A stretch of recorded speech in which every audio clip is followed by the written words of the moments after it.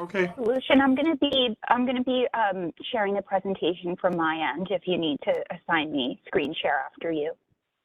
Yeah, I'll jump over to you as soon as Alice gets this thing going.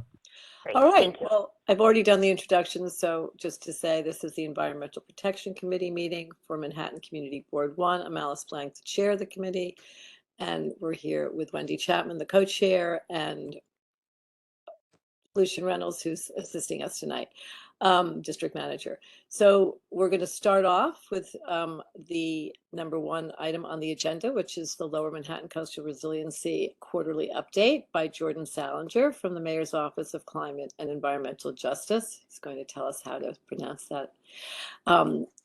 Mokej or such. And I don't know, Diana, if you're also participating, but Diana Sweetag, Vice President at EDC, is also here to help out, and I think a host of other folks who will, I hopefully, introduce themselves. Okay, Jordan, I guess it's to you, and thank you so much for coming, and take it away. Yeah, no problem. And as catchy as Mokej is, I will say it is not the name we use. It's MOCEJ. It's a lot of letters. Okay. But it's important. Mayor's Office of Climate and Environmental Justice. Thanks again for having us tonight. I know many of you have been with us for many years now through these quarterly updates. And for those of you who have not, this is not kind of a necessarily a deep dive into any one project, but it's really focusing on all the efforts going around Lower Manhattan. That said, in hearing from the community board, desire to hear a little bit more about two projects, the FIDI Seaport Master Plan and the Battery Coastal Resilience Project.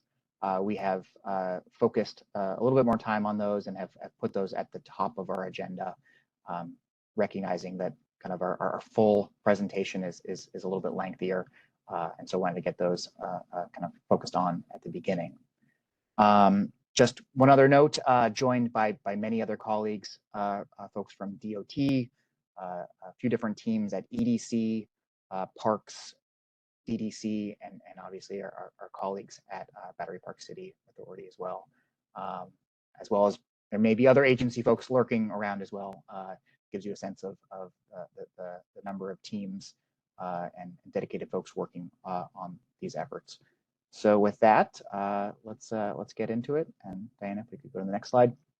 So once again, we'll briefly update on the overall set of projects, then do updates across these here, starting with FIDI Seaport, Battery Coastal, a really quick update from DOT on their Battery West Street Underpasses floodproofing project, and then BPCA, followed by Seaport and BMCR, the project that borders CP1 and is rapidly advancing, and closing with future engagement opportunities, just so that we know what all is going on.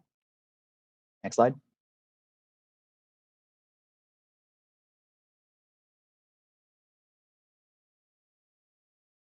So Diana, I think there we go.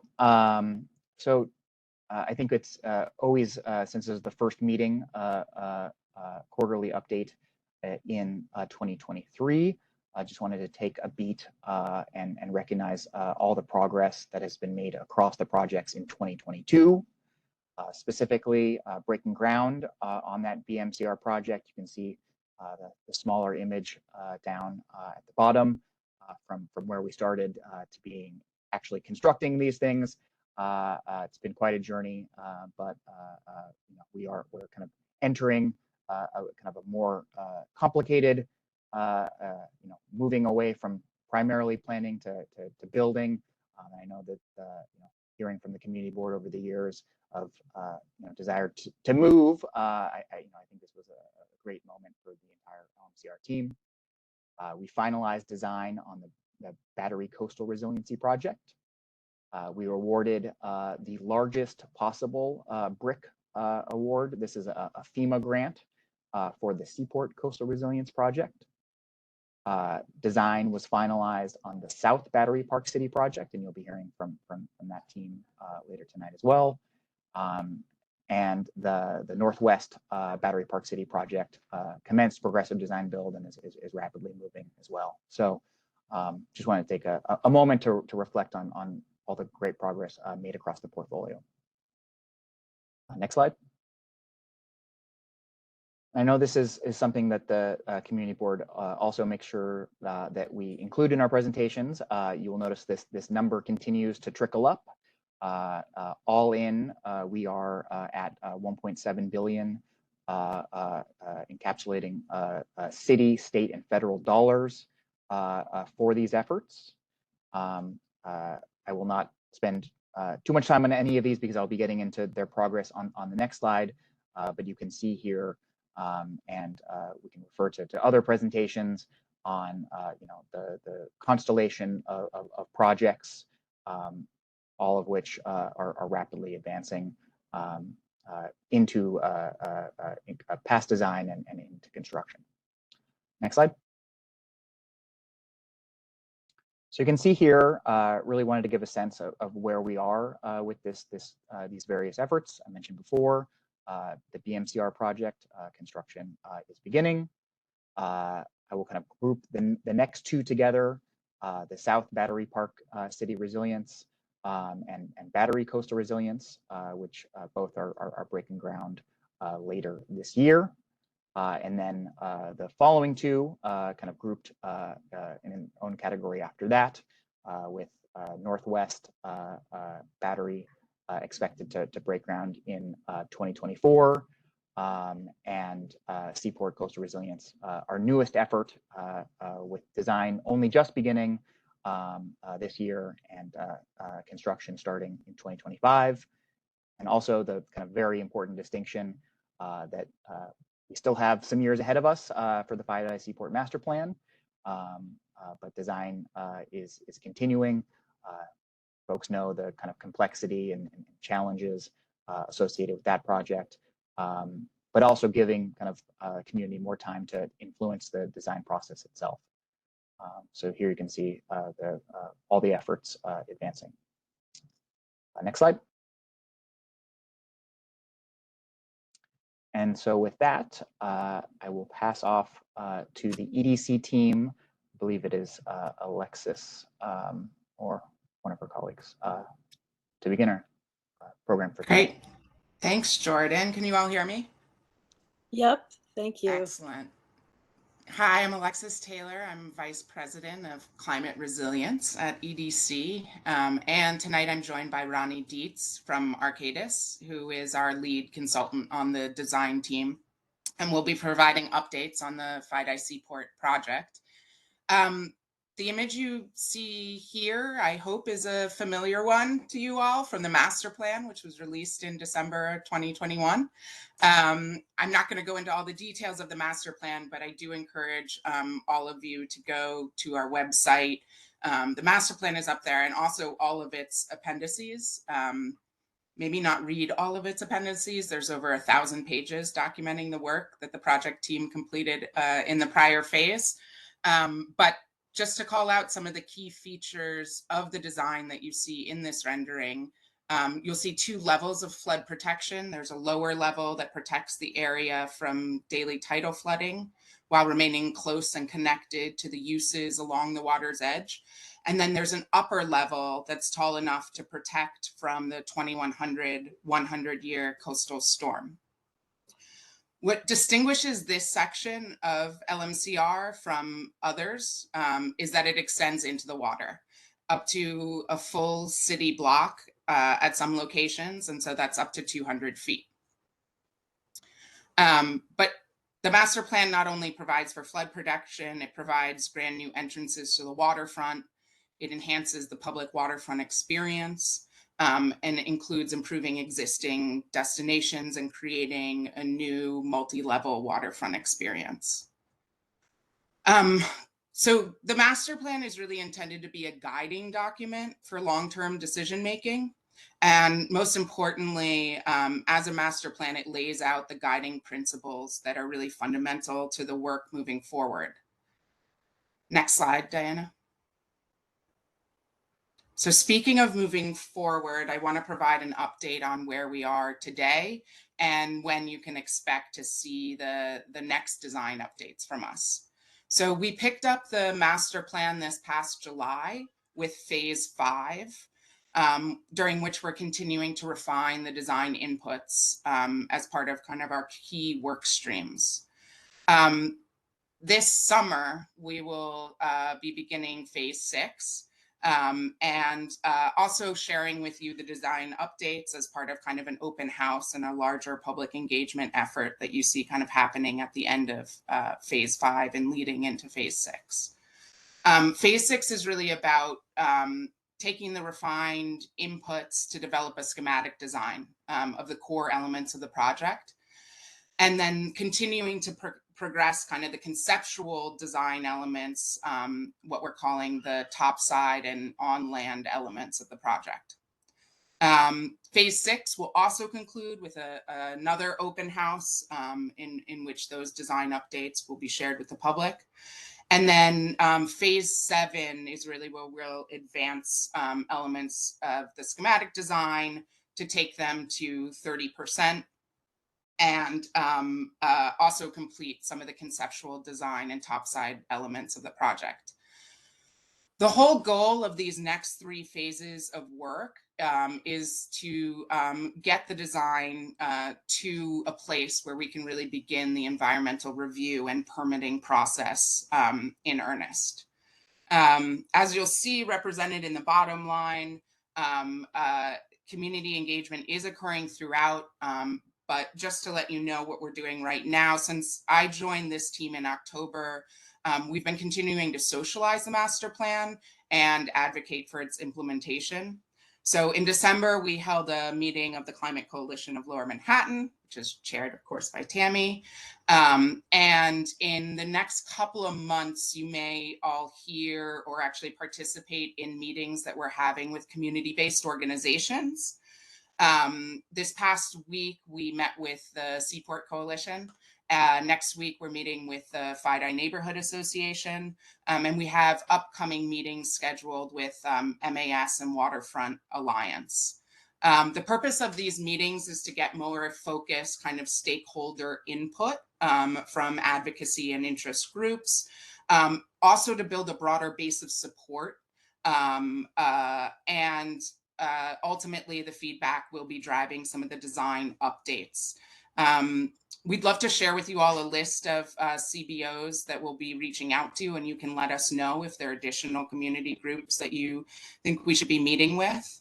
And with that, I'm going to go ahead to the next slide, where I'm going to turn to Ronnie to walk us through the key work streams that are being advanced during phase 5. But just in summary, we're really taking a deeper look at all the nuts and bolts that drive the stormwater, maritime, energy and sustainability and access and circulation aspects of our project. All of these inputs will then be combined into a refined design that you'll see at those open houses. So with that, I'm going to hand it off to Ronnie, who hopefully has audio. Can you hear me? Yes. Great. Hi all, Ronnie Dietz, good to be here again. So want to just spend a little bit of time on these next few slides going through, as Alexis said, some of the key areas where we're focusing our studies, where we're looking to really dive deeper and resolve outstanding conceptual design questions with the goal of being able to update the master plan with the findings across these areas. So the first area is stormwater management, and this includes taking a closer look at how we manage rainwater during both hurricane and non-hurricane conditions. The prior phase of the master plan was really focused on how do we manage the water that collects behind the coastal defense system, but we know that this infrastructure has the opportunity to provide benefit under many different scenarios. So I'll talk more about what we're looking at there. Also maritime. So thinking about how we make this a 21st century resilient maritime hub, thinking about ensuring sufficient flexibility and adaptability over time as well. So I'll talk about that. Energy and sustainability. So ensuring that our project not only makes Lower Manhattan more resilient from the impacts of climate change and extreme weather, but that it's also doing its part to help mitigate the impacts of climate change. And I know that's something that we didn't talk a ton about in the prior phases, but I'm excited to share more on our thinking tonight. And then lastly, access and circulation. So taking a closer look at both the quality of open space and circulation, how we move across the site, and some of the ways in which we're thinking about both the city side and the waterfront. So these next few slides will go into a bit more detail on the work that's underway. And as Alexa said, we're excited to come back in the spring with more by way of pulling this all together into a comprehensive design update. So the first topic, drainage. So how do we manage stormwater during both hurricane and non-hurricane events? And if we go to the next slide. So as I mentioned, the prior phase of the master plan focused on how to manage rainwater that would collect behind a coastal defense system. And now we're taking a look at how we can leverage that infrastructure for a broad range of storm conditions. Acknowledging that with climate change and with extreme weather, we're seeing changes in precipitation. And if we're taking such an investment into new infrastructure, let's make sure that we're providing benefits in all of the ways that we possibly can. So part of our drainage strategy includes a new pump station, new storm sewers, new pipes to help route water to that pump station. And many of these can help reduce flooding under a variety of rainfall events. And they may or may not have a storm surge component. So we're looking at all of that as part of this phase. We're also taking a closer look at green infrastructure strategies. While this was identified as a key component of the stormwater strategy in the master plan, the design team is now really taking a closer look at where these strategies can help us to capture and manage stormwater prior to it entering the sewer system. And this, of course, has both water quality benefits and can also help us to minimize the additional stress that we would place on the sewer system. And then lastly, we're continuing to coordinate with DEP to ensure that we're holding the right design inputs and requirements for a new pump station, which we'll talk about on the next slide if we don't mind advancing there.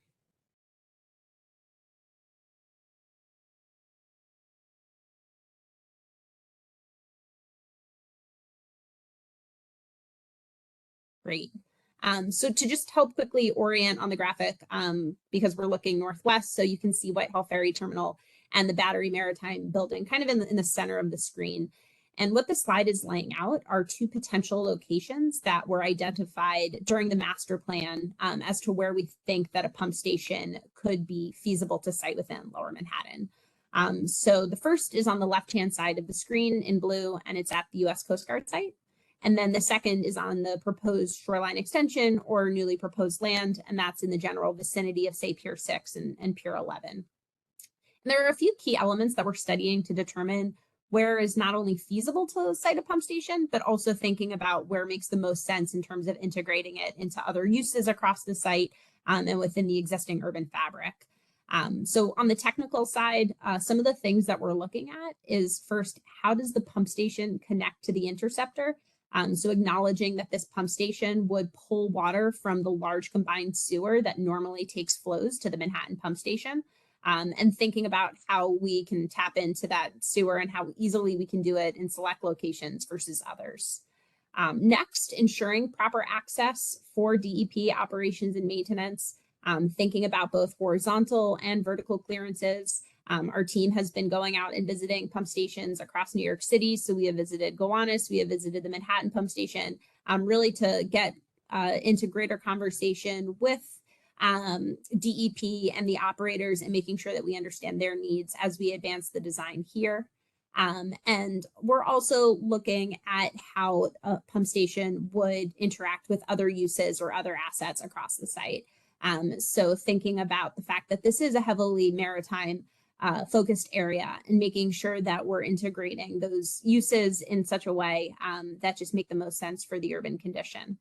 I do also want to just note that while this is in plan and you obviously are just kind of looking top down, we are thinking about this facility in terms of its uses for public access and what we could be doing on a roof or what we can be doing in terms of educational uses or other types of just ways to integrate program for the site.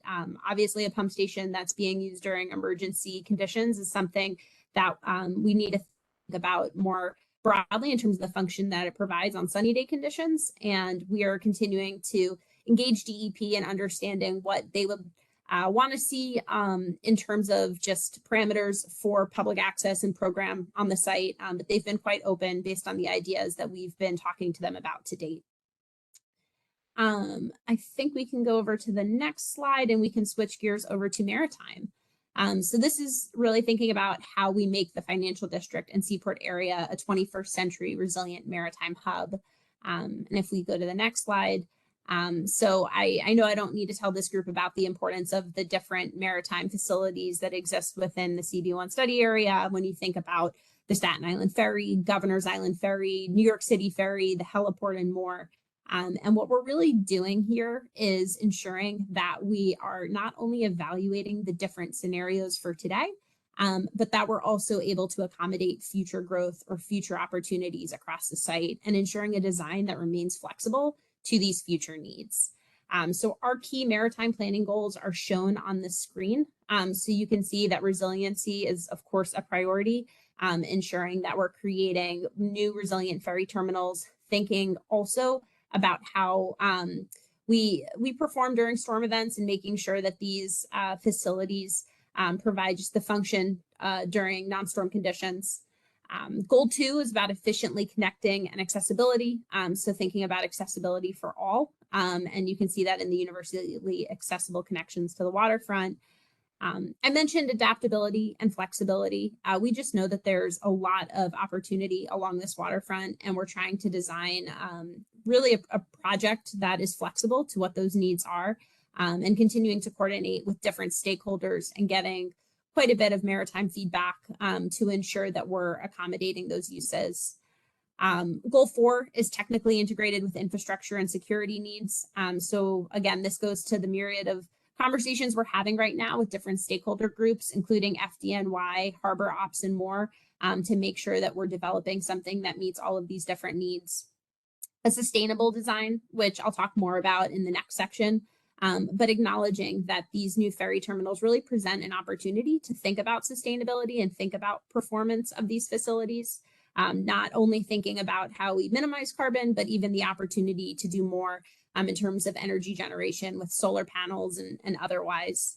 And then lastly, celebrate the New York waterfront. I think this is a particularly exciting and special place within Lower Manhattan, within the history of New York City, and making sure that as part of our maritime planning, we're thinking about historic ships, we're thinking about the historical uses across the site, and really creating a link between the past and the present. So if we go to the next slide. Just wanted to quickly show one of the ways in which the team is thinking about maritime uses in Lower Manhattan. So we're calling this the 3-terminal approach to accomplishing the different maritime uses. So starting in the southern portion of the site, you can see the Staten Island Ferry with a modification to now have 4 slips accommodating growth and expansion at that site. Moving north, you can see that the Battery Maritime Building is actually flood protected, given its vulnerability to sea level rise and climate change, but that the Governor's Island Ferry itself and those uses would be proposed at a new ferry terminal directly north at Broad Street. And we're in coordination and conversation with TGI and other stakeholders to continue to study that. The heliport, which remains in more or less the same location as it is today, given the very unique uses that it provides. And then the City Regional Ferry Terminal, and that's located at Old Slip. You can see that it's a bit bigger than what currently exists on site today. And we're continuing to study this as well in terms of the orientation and where types of ways in which boats load and unload. It's interesting, we talk to different stakeholder groups and get different feedback. Someone will load from the front, someone will load from the side. So we as a team have really been leaning on the expertise of our design team, as well as the feedback from EDC and others to ensure something that's flexible and meets the needs of all of these different stakeholders. And then you can see Piers 15, 16, and 17 continue to the north in more or less the same locations as they are today. So if we go to the next slide. So how do we make the site net zero, and how are we integrating sustainability into all aspects of the design? So if we go to the next slide, So this is an area that we didn't talk a ton about in the prior phase, but is really now front and center in how we consider not only constructing the master plan, but then also the operations of the facilities and the buildings on the site. So at the moment, we're taking a closer look at two questions, which are on this slide and the next slide. So the first is, how can we reduce the project's carbon footprint and achieve net zero carbon emissions? There are two elements to this, and that's what the equation at the bottom is trying to get at with some simple math. So the embodied carbon piece, this is thinking about source materials and construction methods, and really opportunities to minimize the carbon associated with this, whether that's thinking about how we get those materials and extract them, how they're manufactured, transportation of the materials to the site, construction methods, and then also end of life phases of the project. This is very closely tied to our engineering and design work streams. And we know that now is really the time that we can have a large influence on the eventual embodied carbon of the project. So even though we're in only the conceptual design phase, we are really putting this in the heart of our work. And then the second piece is the operating carbon side of the equation, which is about how post-construction our project can reduce energy use while also increasing opportunities to generate and store energy on site. So operating carbon emissions come from energy consuming activities. If you think about heating or cooling, ventilation, lighting, appliance uses, things like that. And they're really tied to a piece of infrastructure throughout its entire lifespan. So this means that we're right now thinking about how we can integrate different energy generating measures, so solar panels, and then also thinking about how we can minimize the energy use of these new buildings and ensuring they're as energy efficient as possible. And even though as part of this current phase of work, we will not be getting into the specific design of buildings, we are starting to really think about just what that program would be and different ways in which we can start to think about the operating and carbon such that we're really minimizing what the project is emitting post-construction. So if we go to the next slide. And then our second question is how our project can contribute to human and ecological well-being while minimizing pollution and negative impacts to the local environment. And this involves sustainably managing stormwater, which we spoke about earlier, mitigating urban heat island effect, which I know can certainly be a challenge on asphalt and in the summer, fostering biodiversity. So I know we spoke about ecology quite a bit in the prior phase of the master plan, and now we're just zooming out a little bit and saying not only ecology, but thinking about terrestrial, thinking about diversity of species. So that comes into play, and then also balancing potable water demand. So by examining these four pillars, the project can really start to prioritize strategies that create and reinforce a self-sustaining site, which is something that we're excited to explore as part of this phase of work. And then if we go to the next slide, and this is the last section in terms of design update, we are looking at how we can optimize the quality of open space and circulation that was proposed as part of the master plan. So on this slide and the next slide, it breaks it into really the two ways in which we're looking at access and circulation. So we're looking at it from both the waterfront and the water side and thinking about that experience. And then we're also thinking about it from the city side. So what you can see here are some of the things that we're taking a closer look at. And so in the top image, you can see that we have some of the coves, and we're thinking about the waterfront experience that we can create, how far away from a shoreline a cove could be, where there's opportunities to create new program and things like that as part of the access and circulation. We're also thinking about those views and the relationship between the waterfront in Manhattan and that waterfront in Brooklyn. This is actually one of my favorite graphics, just thinking about the real opportunity to start to think about a waterfront experience and what it means to be at that water's edge in a new FIDI. And we're evaluating the waterfront configuration for a variety of different criteria, everything from usability and making sure that we're providing safe and comfortable spaces, thinking about movement and the ways in which people can connect across the site, thinking about how you may get to a ferry or how you may get from somewhere on Peck Slip if you need to run over and catch a city ferry at Pier 11. We're thinking about flexibility and the different users and journeys along the water's edge. We're thinking about performance in both the program as well as ecology.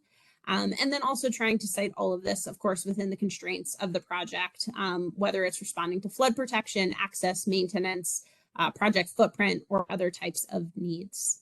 And then if we go to the last slide, you can see some of the questions and how they just changed slightly as we're thinking about the connection back to the urban fabric and optimizing the open space on the city side. So here we're really making sure that we have sufficient access points, that we have enough ways to access the water, and making sure that there's strong wayfinding, so that you can really be standing on any one side and understand where your destination is without too much guessing. We're thinking about how the landscape can support a variety of future uses and program. That's both on the city side and the waterfront side. And then again, thinking about all of this and responding to the constraints of the site and making sure that we have something that both meets the needs of today, while remaining open and flexible to the needs of the future. I know that was a lot, but there's been a lot of really great work going on with the team. We're really excited to be able to pull this all together and start to make sense of all of these different updates and work streams, and come back in probably the spring or summer with more of a design update. And Alexis, I will now pass it back to you. Great. So recently we got to add to the accolades for the master plan, and we have it as a awarding. It was recognized by AIASLA New York, and also received a merit award from Architects Newspaper. These awards are based on the design in the master plan previous phases. But it does raise the bar for what we hope will be the first of many recognitions. As I said, we're doing a lot to kind of raise the profile of the project in this stage. So we would love to share with you the groups that we're meeting with, and are also very open to ideas of additional groups that we should be meeting with or presenting to. I'll have Diana share a list of the CBOs for your input. With that, I am handing it off to my colleague Kathleen to provide an update on the battery. Can we just take a pause here? Thanks very much, Alexis. I should mention, at least from my ears, you're breaking up a little at the end, in case there are questions. Sorry. No problem. Yep. Thanks very much for the presentation, and Ronnie. I think the way I want to do this is because of the sort of nature of these projects being quite separate. Let's maybe take questions on each part, if that's okay. Just a few minutes. If anyone has some comment or question that's, about the FIDI Seaport Resilience Master Plan, now's the time to ask it. I think that'll be easier when you guys are still functioning as the team on this. So this opens up to the public as well. Oh, I see a lot of hands up on our. Alice, if I can just cut in really quick, Alexis. Of course. Seems like you're having a little bit of a bandwidth issue for your sound. You may want to try just cutting your video. That may help your sound be less choppy. Thanks. Thanks, Lucian. Okay, well, I'm just going to go down the row here. So these are committee members. Bob Schneck. Okay, can you hear me? Yes, can. Okay. Yes.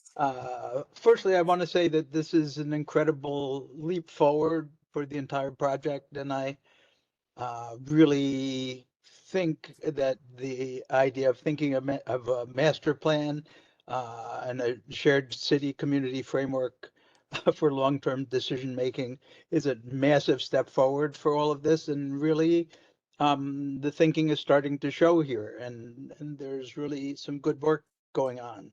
So I need to learn so much more about this in order to ask kind of coherent and integrated questions, but I will just make a list of immediate questions that occur to me that I wonder about.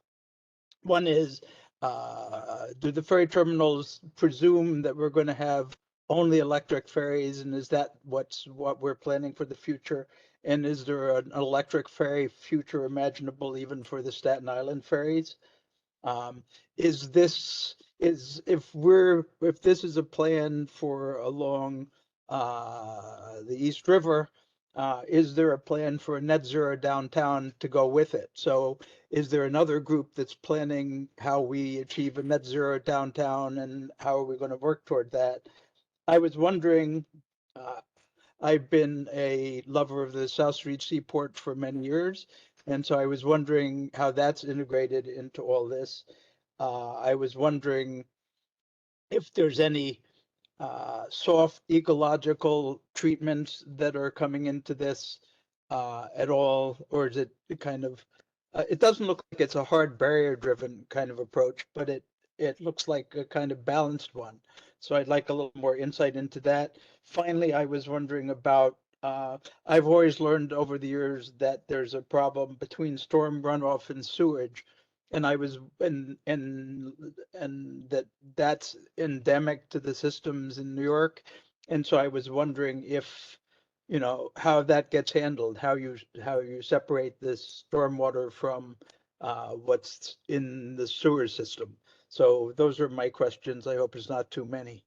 Thanks, so Bob. much. I think you've got, I think I counted 4 or maybe 5, so I don't know who wants to take them. I'm going to ask everyone to limit themselves to 2 minutes on the questions and whatever you need on the answers. But if I could just, and every committee member will just go once. Thanks. Okay, take it away. Oh, I will Somebody. go through, so this is Alexis. I'll go through the first couple of questions very quickly and then ask Ronnie to ask about the stormwater or answer the stormwater question.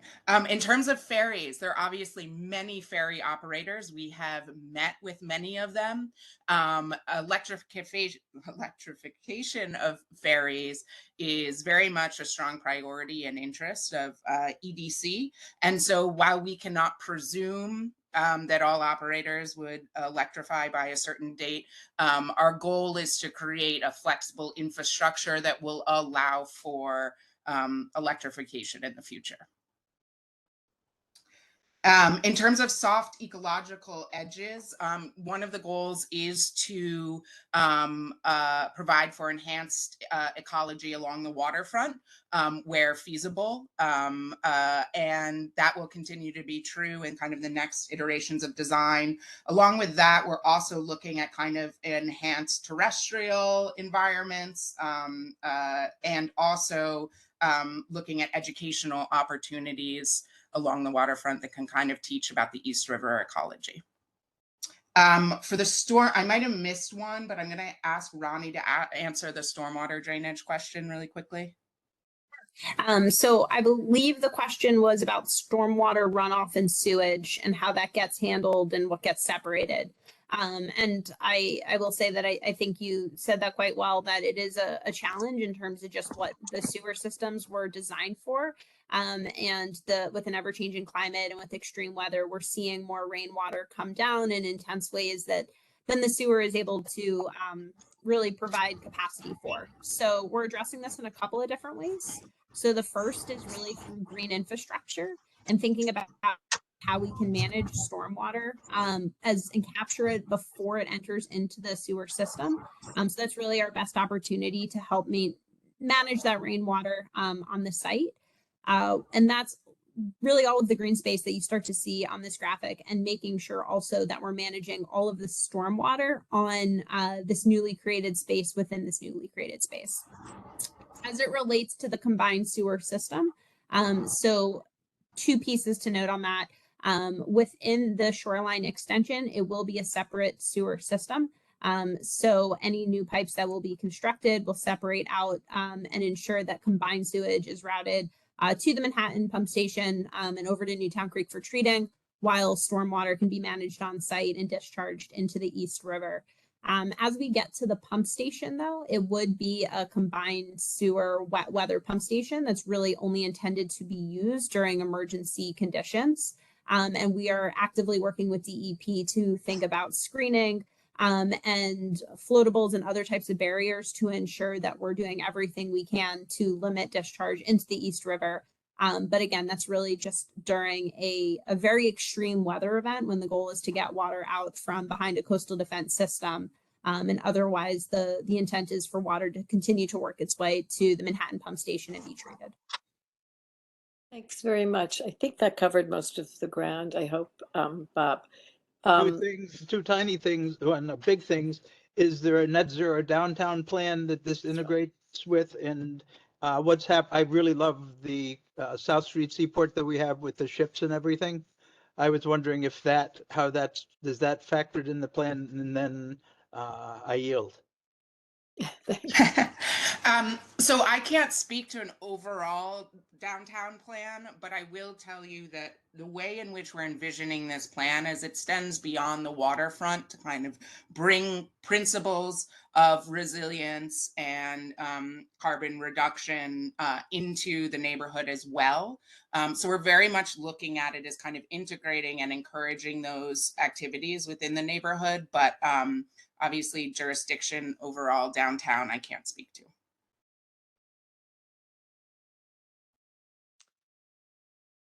Okay, I think that's covers it. Jeff Galloway. Bob actually covered a lot of my subject matter, so I'll just have a couple of pinpoint questions. On the ferry electrification, could you consider, as part of your contracts with the ferry operators, a requirement of electric service? I mean, we're talking about this not being built until the 2030s or thereabouts.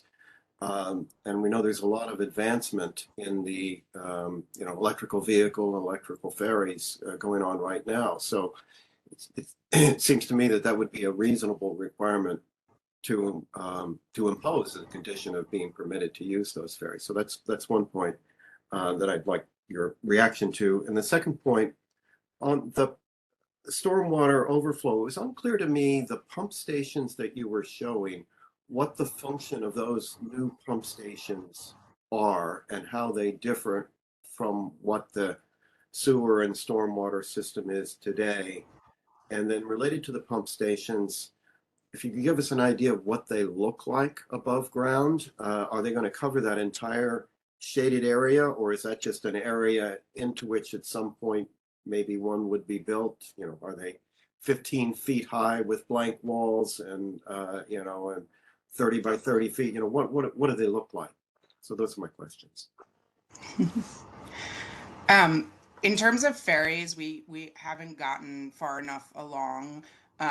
But obviously there are many kind of policy options. There's requirements, there's looking at kind of phasing out in the natural life cycle replacement of ferries, and then incentivizing upgrades. I think it's all on the table. But really, as we know, with electrification of many different kind of mobility options, the most important thing is that you provide the infrastructure as a baseline. And then there's kind of a social cultural change that needs to happen in kind of adopting the vehicles. And there was Would you like me to take the stormwater question? Yes, please, Ronnie. Sure. Could I ask that we maybe go back to slide 10 or 11? Just I think a graphic can be helpful here.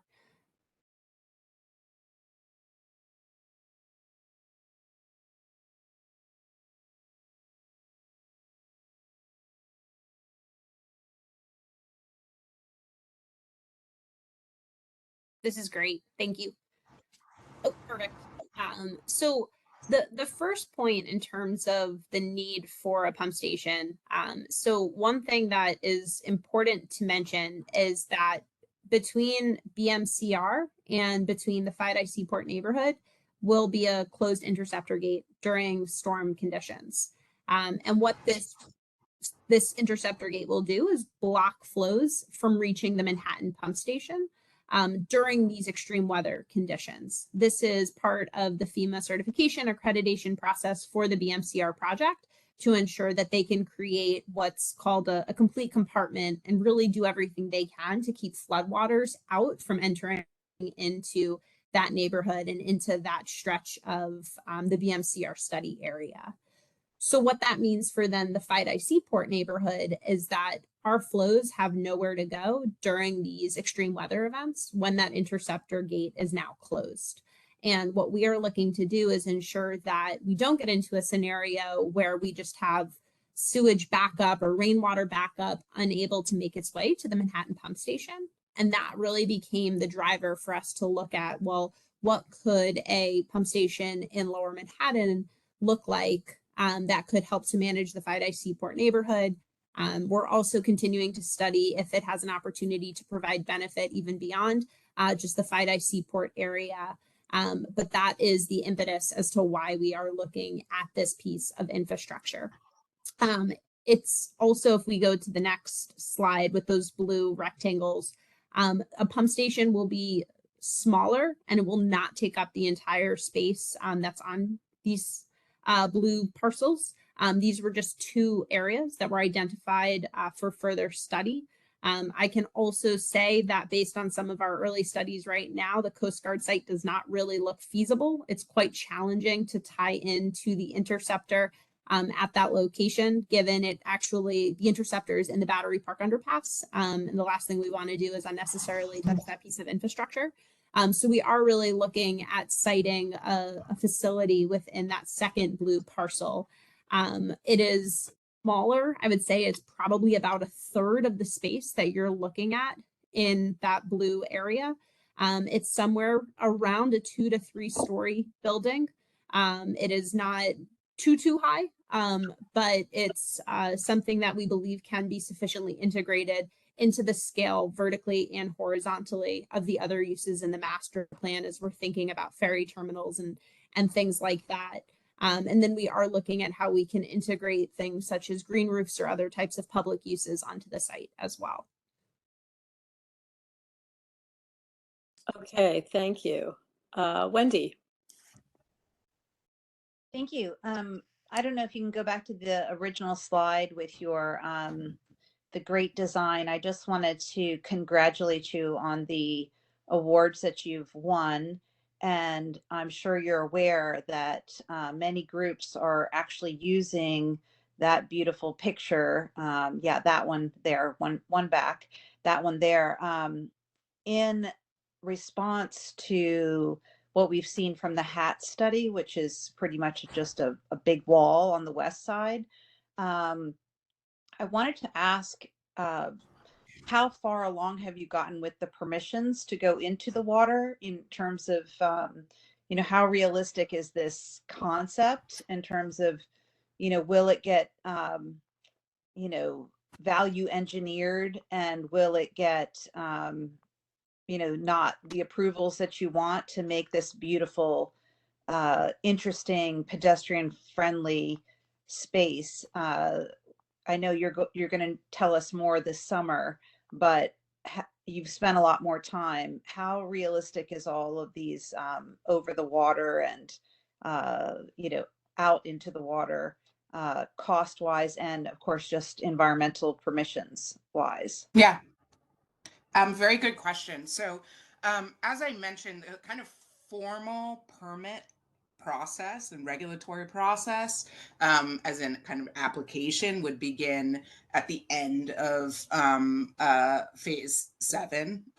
But we're very fortunate that we have been able to convene Aquatic Resource Advisory Council, which includes representatives of all the major regulatory and permitting agencies, both at a federal and state level. So it includes the Army Corps, it includes Fish and Wildlife, it includes EPA, DEC, and Department of State.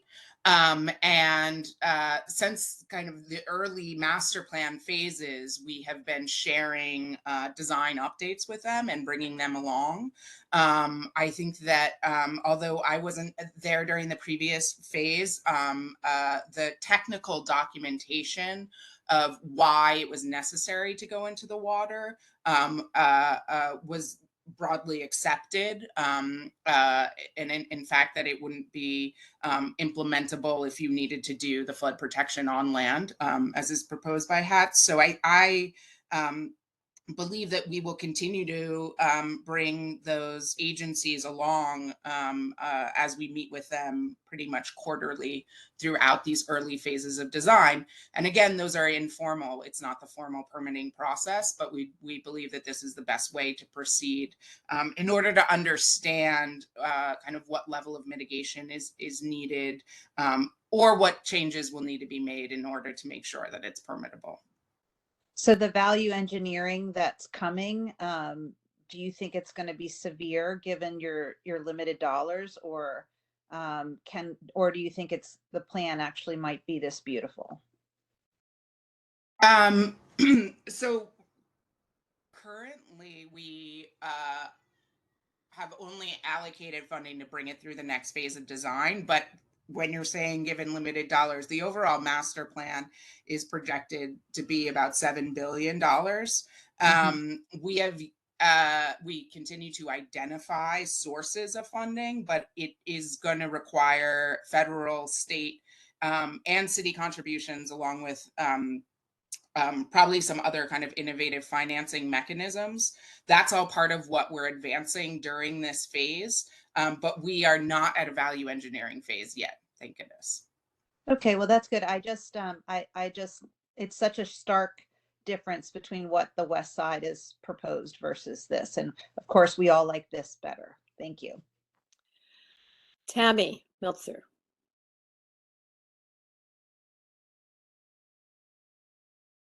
Tammy, are you there? Okay. Sorry about that. Had to get to the mute button. I thank you very much for the presentation. I have a couple of questions, 5 in fact.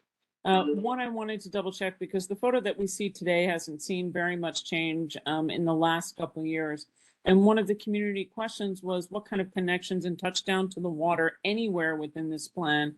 Everything seems to be at the height that, as we mentioned in CCLM, is representative of the outcrop over by Rockefeller University on the Upper East Side, that everything seems very, very high level until you get down to where you can actually board a ferry, and whether there was any way to have any kind of touchdown to the water. I'll just run through the questions super quick so you can answer them all.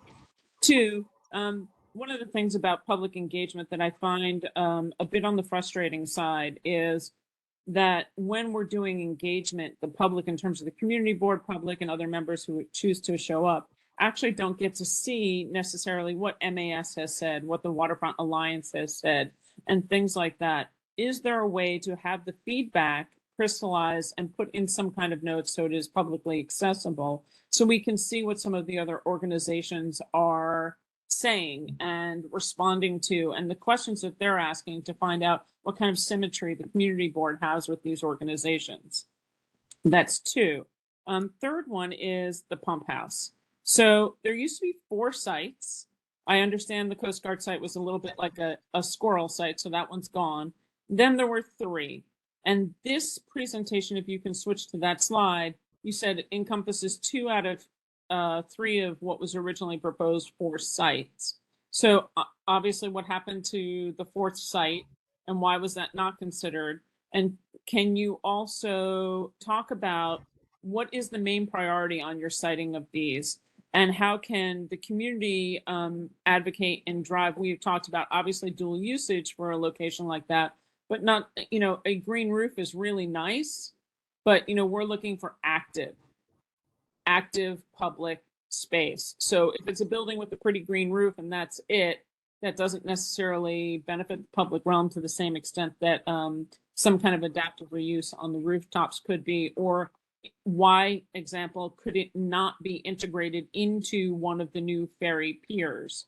Green versus concrete. I mean, adding more concrete doesn't seem very great for climate change and generating more heat. More green. Any way that could it be incorporated? I haven't seen any changes from the last time we had that discussion to now, so if you can highlight if there have been any.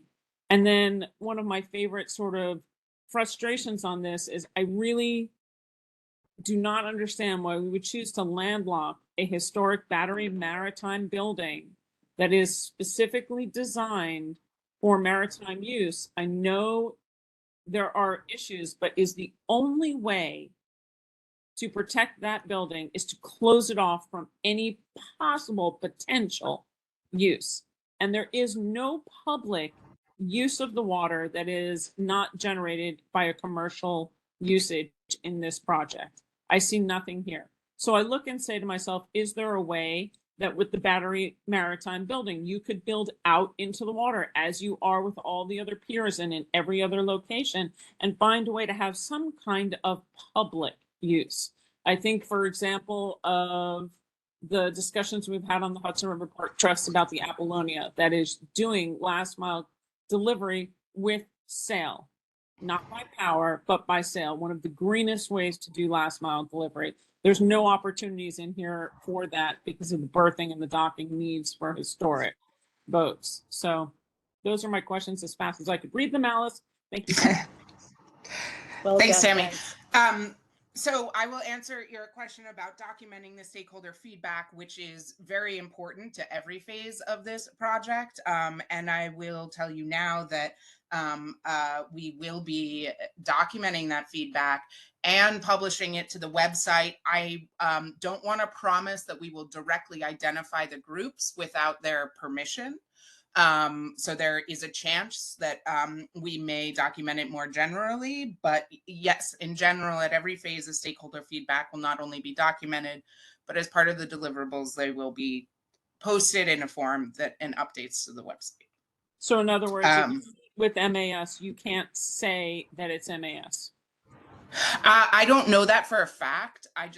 We didn't predicate the conversation with them by saying, we're going to publish your words. And so I just out of kind of respect to every group that we're meeting with, I think that we would want to characterize it as either kind of a private conversation, one that was generally like not identifiable as certain groups, or have them give the opportunity to kind of review the feedback and approve it. So I just don't want to fully commit. But I am in principle very much committed to what you're saying in terms of documenting the stakeholder feedback at every phase. I look forward to hearing your feedback on what the final decisions on that would be. In terms of updated design, I think that you will see coming out of all the next three phases, updates to that image. There is always what is a challenge for designers, which is that a certain elevation is required. As we said, even at the lower elevation, we need to protect against daily tidal flooding. So there's both the driver of elevation that's needed as a flood protection project, but also the absolute principle that this is about a connection to the waterfront. And I think that you'll have the opportunity in this next update, design update, to kind of see where those connections and access points are and to comment on it. For the pump, Battery Maritime and co-location of the pump station, Ronnie, I'm gonna ask you to answer those ones. Absolutely. So first on the pump station, Tammy, I believe that we've been saying 3 locations for quite some time. I know early on, and probably phase 1 or phase 2 of the master plan, there was a 4th location that was removed due to 2 reasons. One, its performance and its ability to really take water and reduce flooding in areas across the site, and then also its integration with other uses. But that was dismissed probably in 2020, I would say, maybe 2021. And we really have for the last few, I would say for the last few phases been focused further south because of the ability to pull water from the interceptor and also the location of those regulator structures. It's the one that's really large though, that really does encompass those 2 areas. So when we said we went from 3 to 2, all we did was we just kind of lumped 2 of those locations. Well, that one that was directly north of BNB and one that was closer to Pier 6 into one zone for further study. So nothing has been decided or removed from the table in that location. And you'll see that if you go back to the master plan, I think it does kind of identify 2 specific sites, but as we started the study in phase 5, we decided to just look at that zone as it related to both site location as well as connection back to the interceptor.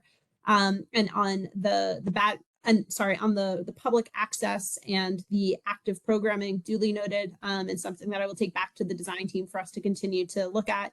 And then same with the Battery Maritime Building.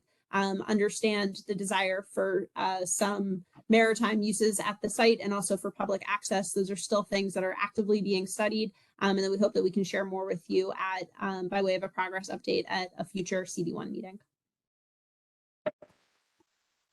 Thanks very much. Laura Starr. Okay, hi. So my question, great presentation, and it's really great to see all of you. And hi, Alexis and Ronnie. Hi. Jordan. Hi. So my question actually comes from a meeting that we had a couple of nights ago with the Battery Park City Authority about the is there a limit to how much we can build out into the water citywide or for Lower Manhattan? In other words, is there some negotiation like trade-off system that we should be thinking about when we look at these schemes? In other words, if it's like if we want to get more contiguous green space over here because we're so deprived of it on the east side, you know, should we be more cautious about applauding building out into the water in Battery Park City and like save that reserve for this site where we want larger areas of green?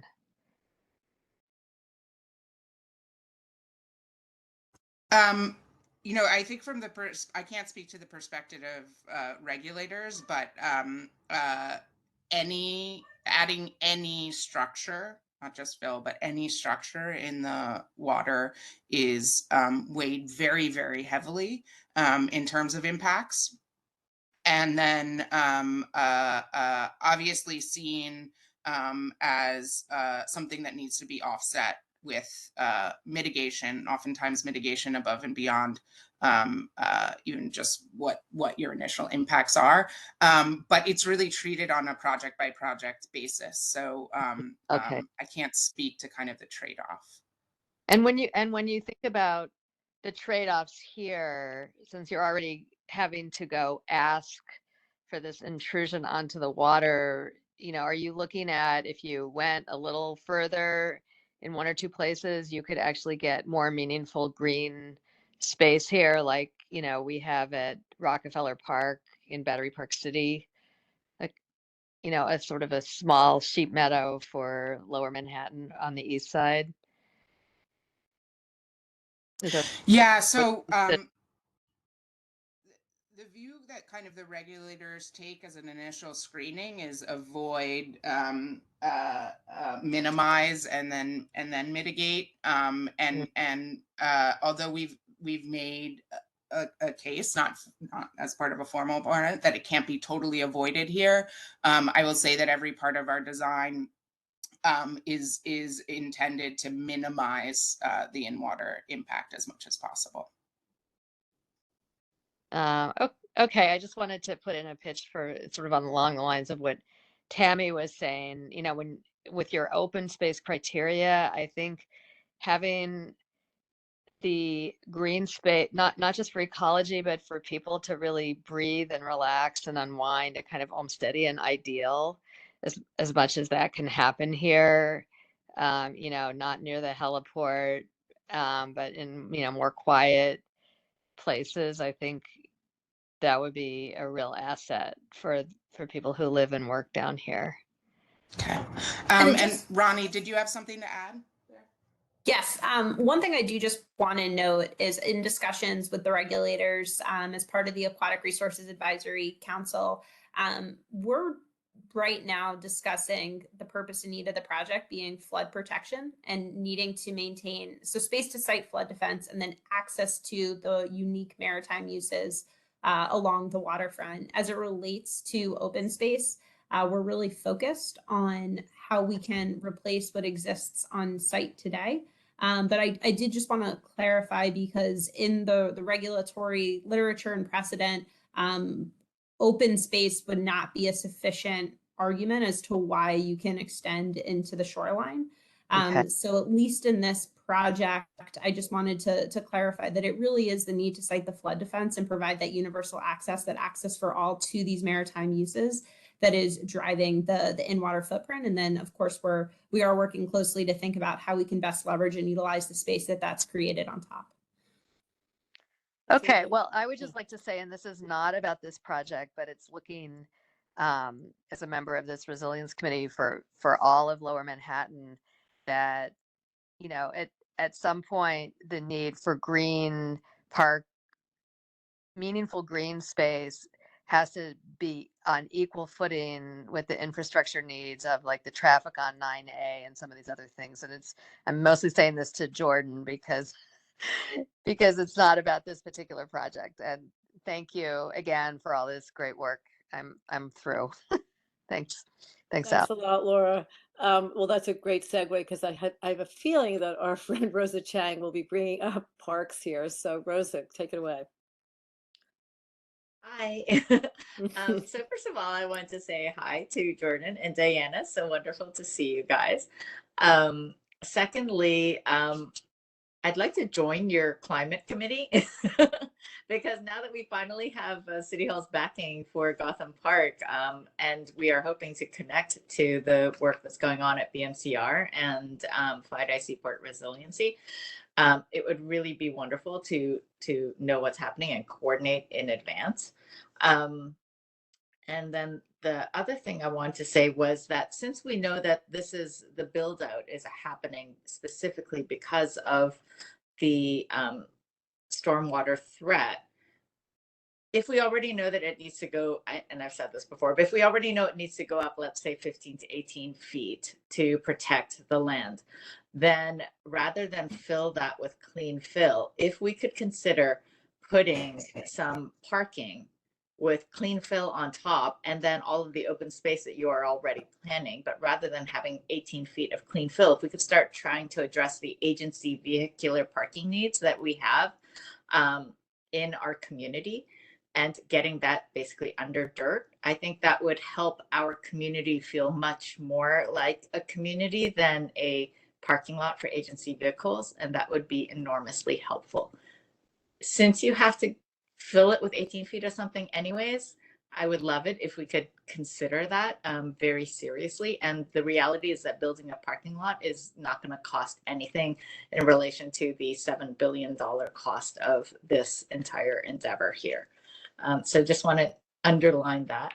And then the last point is the BMCR. And I know I'm coming really late to this conversation, but there's a 10-foot wall that's going to basically be coming in right underneath the Brooklyn Bridge that's going to separate NYCHA from the park project that we're planning. And I feel like that has enormous environmental injustice ramifications.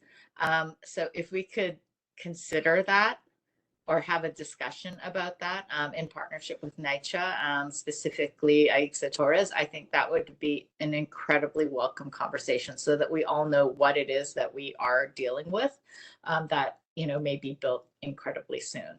And yes, we absolutely need so much more open space and recreation space.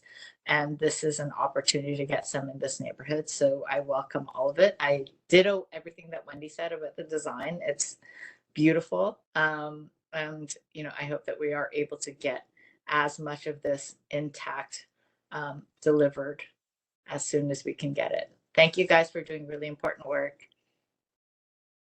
Okay, thanks. Thanks, Rosa. I just want to say I'm looking forward to coordinating with you more, and absolutely the neighborhood integration with the longer term plans for what's underneath the Brooklyn Bridge are very important to our overall master plan. So we do plan to reach out. And as for the Climate Coalition, you're fortunate that one of our co-chairs is on the line, and we are open to nominations for new members. Can I just ask, I just had a couple of questions if I can ask just to get clarification. So the project estimated cost is $7 billion. Is that, what does that number represent? So that's based on the level of design that was completed as part of the master plan, and it's both capital expense and ongoing operations and maintenance. Actually, is that true? No, the 7 billion is just capital, right, Ronnie? Yeah, sorry, it's just capital expense. what is the estimate all in, built out? I'm not sure I understand what you mean by the master plan. That's different than what? Oh, just that the level of cost estimation was based on less than 10% design. And so as we are refining through kind of schematic design, there'll be updated cost estimates. And what is the cost of the actual planning, the master plan, just doing the design? For this phase of work, I'll have to get back to you with the exact number, but we have city funds in order to complete phases 5 through 7 that you saw tonight, and I'll ask our project manager to send you the exact budget number. Thanks a lot. And I mean, just Yeah. on the last question there on economy there, the 1.7 billion that Jordan mentioned earlier on, that represents what? I'm sorry, I didn't quite catch it. That represents the funding in place for the BMCR project, which is a combination of city and federal funds. The funds in place for the Seaport Coastal Resilience Project, which is also federal FEMA, those new FEMA funds and city funds. The Battery Coastal Resilience Project, which is entirely city funds, and the 2 BPCA projects funded through their bonds. Hey, Alice, part of your question for the 7 billion, what is the mileage? What's the length of that 7 point whatever billion? Is that, I forget how many miles that is. It's 9/10. Yeah, go ahead. 9/10 of them. It's 9/10 of a mile, but also includes the ferry terminals in the southern portion of the study area. Jordan, can you detail how much it is without Battery Park City Authority? Because they are fundraising for themselves. So to have a total understanding of what's needed outside of that would be important for the public to know. Sure. So the roughly I think 800 million of the 1.7 comes from a Battery Park City Authority. So what is and this is the money that is in place. So there's roughly 900 million for the other capital projects. And so that's in one category, and what is needed is this 5 to 7 billion for the master planning area, which runs from Brooklyn Bridge to the Battery. And you anticipate that being mainly FEMA, or I'm sorry, federal, state, and city money, or?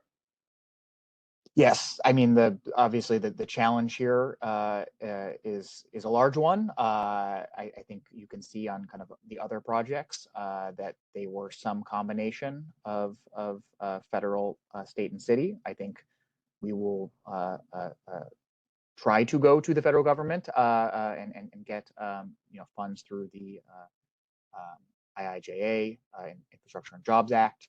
I think part of our announcement during the Sandy anniversary was that there is not an existing federal formula funding program for coastal resilience, and something that Mayor Adams expressly called for. In the same way that we fund kind of large transportation projects, housing efforts. I think we were very lucky and able to get that large FEMA grant, but is not necessarily large in the scheme of our challenge for FIDI Seaport. So I think we'll have to rely on kind of our other partners, and I think we will also be asking for changes to ensure that this project gets funded. And just one. Well, I'm sorry, Wendy. I'm sort of in the middle of my questions, Yeah, but no, sorry. that's okay. Actually, it sounds like a good deal when you think that the 4 borough-based jails are going to cost $3 billion more estimated. In any case, I wanted to ask for when you give these presentations to the not-for-profits, is this the precise same set of images that you're presenting to us tonight? Very presentation? similar. in the case of kind of whether they're a nonprofit advocacy, we'll sometimes, let's say if they're a maritime group, kind of include a little bit more detail with that. But it is a base presentation, which we're also happy to share, so you can see what we're sharing with them.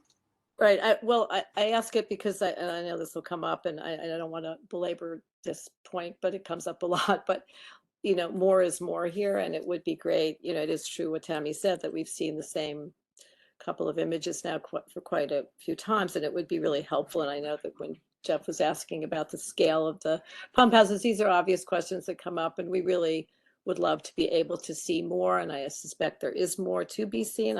And whenever you have that opportunity, if you could share these drawings with us and some of a little bit more detail, more granular understanding of what this will really look like, or some of the sorts of ideas of where precisely this pump house will go and how these plans will integrate into the city, more sections of how that occurs. It would be really helpful to start to really get excited about how this is really all going to happen. Now, it could be you're not there yet, but when and if and when you get there in the near future, if you could come back and share that. I mean, is there a time when you suspect you'll have more advanced schematics to show? When will that be? Are we waiting all the way to the summer for that, or is there something before then? Yeah, so the deliverables is part of phase 5. And so I imagine, I don't know exactly when the next quarterly meeting is, but those will we can at least provide previews of the design updates. The truth is we're just not there yet. But we will be coming back to you all, and we'll be happy to share those.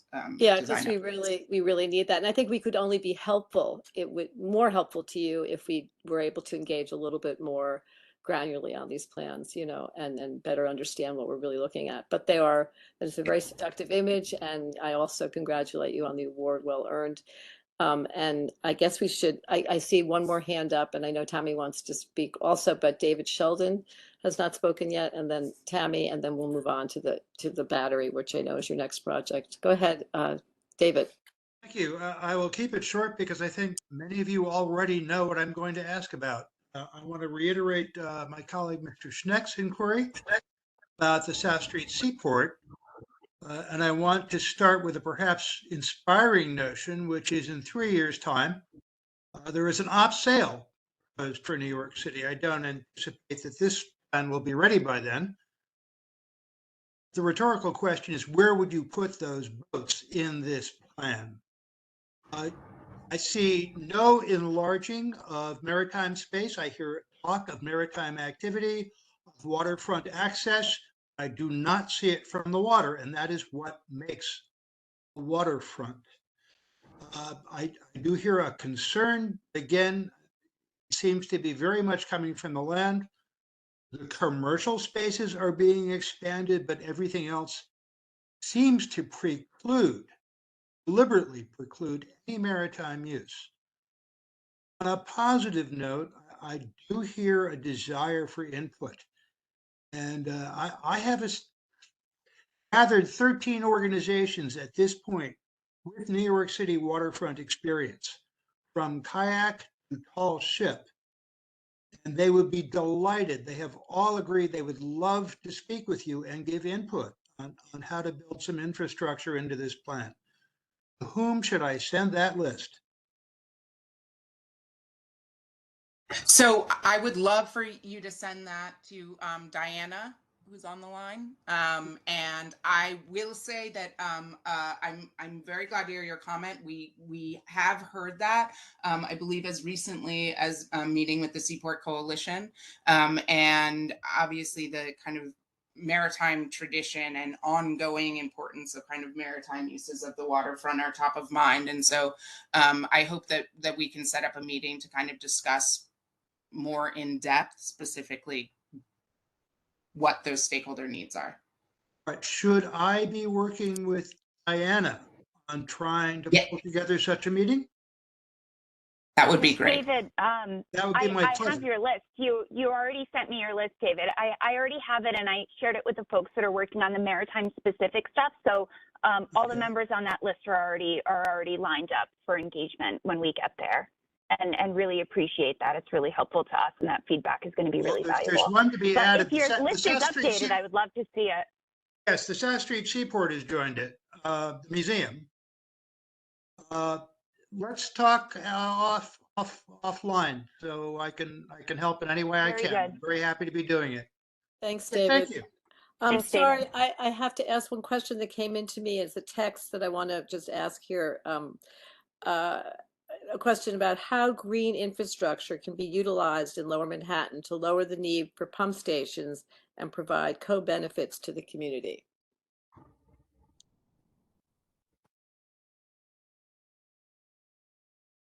Anybody? So that, yeah. Alexis, go for it. Go ahead, Ronnie.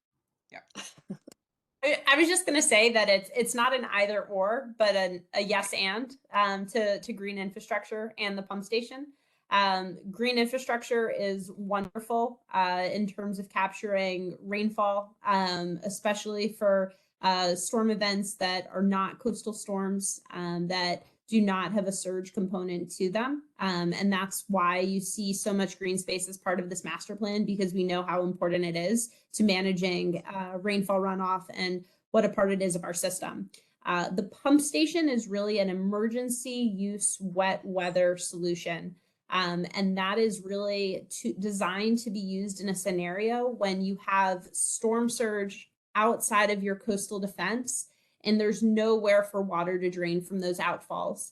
And so much rain is falling from the sky that it's more than green infrastructure can handle. And this emergency wet weather pump station is designed to keep water out of basements, off of streets, so that emergency vehicles behind the coastal defense can access if they need to, and is really I don't want to say a last resort, but it's a big piece of infrastructure designed for a very select storm event to ensure the safety and protection of residents and infrastructure during those coastal storm and those low frequency type of events.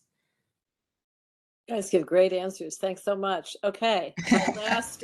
And Alice, I know the question was also about kind of across Lower Manhattan, and we do have other project. Green infrastructure is also kind of at scale. It really helps to be implemented across a larger area. And I know that the Battery and Seaport, they have an update that can maybe speak to that. Okay, great. I'm going to let you guys get to it in short order. I think just Tammy, as our chair, gets to have her word, although I don't. I'll be Tammy's still there. Okay. Yeah, I'm here. So one of the CCLM meetings, it was also mentioned that, pursuant to what David's saying, is that actually all the piers would be extended out along with what you're showing here. And that was a definite add. But what we haven't seen is what happens with the conditions of the East River with the build outs and how that affects the area just north of this, which you must have to have studied, which is the area, of course, of the Brooklyn Bridge Beach that we so dearly have support from the borough president and the council member and even the mayor who has mentioned it, which will then be able to long-term connect to Gotham Park, which is what Rose is talking about. And our ability to have that as a publicly accessible space, and whether it needs to be built out with a cove or oyster, whatever the case may be, but to understand what changes happen from the build outs in terms of the currents and for that project is really important. So the impact of the conditions, if the team can speak with that, if they know any, if not, can they share it? Yeah. When I'd like to see the timeline put up again, if you don't mind, because there have been significant changes in some of this. And I'd like, if you can put that slide up. Because what the community has asked for was more of a detailed understanding, come to the understanding, for example, the out of 7 billion, 1.7 is the planning phases, which are fully funded. Battery Park City has part and the city has part. And of the 5 to 7 million that's talking, is that specifically targeted also to Clyde Seaport only? And that doesn't include Battery Park City or Battery Park for what's been funded, really more of a detail of what's funded, what's not funded. And what will be able to be done with what funding? Like, where are the priorities? What will get lost if we don't get fully funded? Where are the priorities from this group in terms of that? Can you go back to the original slide, which had all the projects for The resilience? funding, yeah. The answer is the 5 to 7 billion is just the FIDI Seaport, and I will have Jordan answer the other question. And then just really quickly, we We'll go did back. study impacts to kind of East River and tides. And Ronnie, I believe there is an appendix online that Ronnie can point you to, but also just quickly, Ronnie, if you can summarize that study and findings. And Yes. and then before you skipped a slide, Diana. I'm so sorry. It's the one that has the construction complete dates on it. It looks like a bar chart. Yes. Could you leave that up while she explains? Because I have a couple of questions to note for the public. Yes. Tammy, we'll get you One more minute, and then we got to move on to the battery, okay? Because we got a lot of ground to cover. Tammy, we'll get you the hydrodynamics appendix that covers and studies that area, but you'll see in specific detail that we looked at a variety of different shoreline configurations to ensure that we were minimizing impact. It's an area of the East River that is actually more narrow than as you get further south. So as a result, we're really mindful of the shoreline configuration and ensuring that we're not increasing tides or velocities in that area. And I'd be happy to find a time to follow up and talk in greater detail with you, just being respectful of everyone else who still needs to present this evening. Great. And I assume that the last questions that I had asked about the actual piers at the Coast Guard site, which I've heard many different versions of whether viable or not, will come in the next presentation. But for public consumption, to know that South Battery Park City, which is now slated for construction start in the spring this year, completion in 2025, is now pushed back at least 6 months to a year because it was initially anticipated for fall of 24. And Battery Coastal Resiliency is summer 2026, where that was originally going to be winter 2024. I think that those are important things that people do need to understand in terms of timelines and things like that. But then strangely, what I don't understand is the Northwest Resiliency is really only pushed back to maybe Q1 2027, which is not much of a delay comparatively. So thank you. Okay, are we getting any further fleshing out of this, or are we moving on? I think we're Just, moving on. right? I do want to Jordan, answer go ahead. the question on funding. I know, I think it's either the prior or the slide after that has the overall map. So kind of important distinction here is roughly 75% of Lower Manhattan, excluding this kind of yellow dotted financial district Seaport area, has funding in place for capital projects. That's the $1.7 billion. Yeah, these are capital dollars spread across the city projects and the BPCA projects. So that's one category.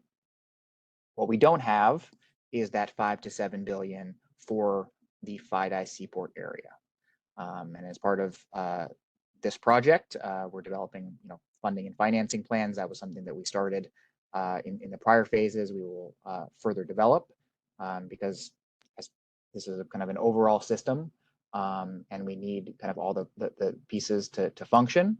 That said, the other components are designed kind of individual compartments so that they will function without the FIDI Seaport plan in place. So just to give you a sense, we'll continue to reduce risk, but it is very important to kind of push everything over and have a completed Lower Manhattan resiliency vision. And so with that, I do think that we should head to the battery team. I will make the recommendation so that we don't stay here until midnight, that we do the final Q&A after all the capital projects, which we're now getting into, complete, if that's acceptable to the chair. That's acceptable, Jordan, but I'm glad that we did get through FIDI Seaport because that really was Certainly. the crux of the matter, at least for a lot of people. Okay, terrific. So take it away, moving south. Okay. Thank you, everyone, and good evening. This is Kathleen Chan. I'm from EDC, and I was at the last October presentation. And today we're going to update you on the battery. Since our last meeting, we just want to talk about the status. As Jordan had mentioned, we have completed 100% drawings, and we are continuing to coordinate and finalize our last agency and stakeholder approvals for obtaining all the necessary permits. We have also commenced procurement on the main package, which is the marine package. That is the one that will be required to get them on board soon to do the demo and structural rebuilding of the new promenade. After that main award, we'll follow up with the upland trades, with all the finished trades that will restore the promenade and the landscaping and the site furniture and all the components on the upland. We are also almost complete with bringing on board a lead consultant for our envisioning certification program. And within the upcoming months, we will be completing the Battery Wharf Slip 1 and 2. We are done with the Slip 2 repairs, and by April of 2023, in a couple of months, we will be done with Slip number 1, which means that the National Park Service can also start mobilizing in terms of moving their tent over to the view. Around in the next couple of months, we will be starting to do some plant and salvage along the view. Also starting to salvage some of the materials and furniture and granite also by the view, and some light demolition to allow that site to be cleared for MPS to commence their construction activities to install their temporary tent in that location.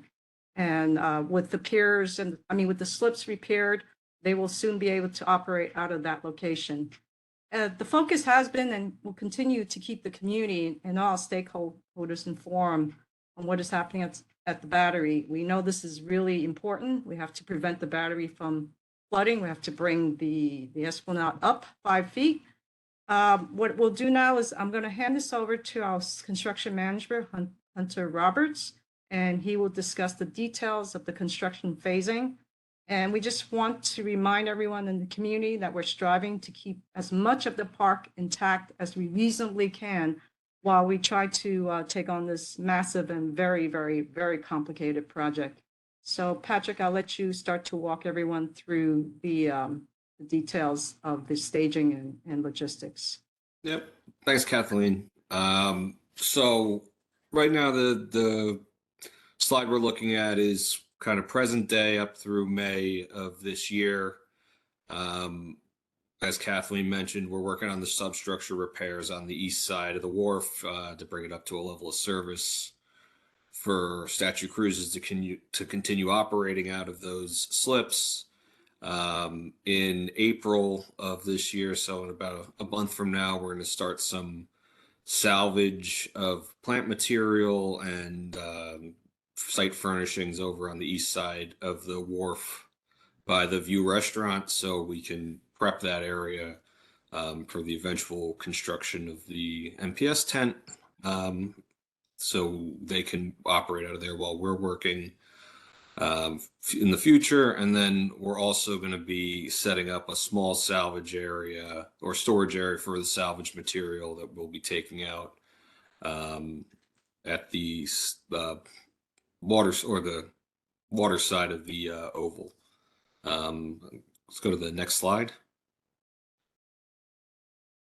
So this is showing from May of this year to December. Used on the west end of the project, you see the South Battery Park City job that's abutting the battery project. In the beginning months of this stage, we're going to be, or National Park Service will be erecting their east tent down by the View Restaurant. That work will be running up through November of 23. And then in December of 23, they'll be demolishing the existing west tent so we can get started on the first phase of the battery project. The next slide, please.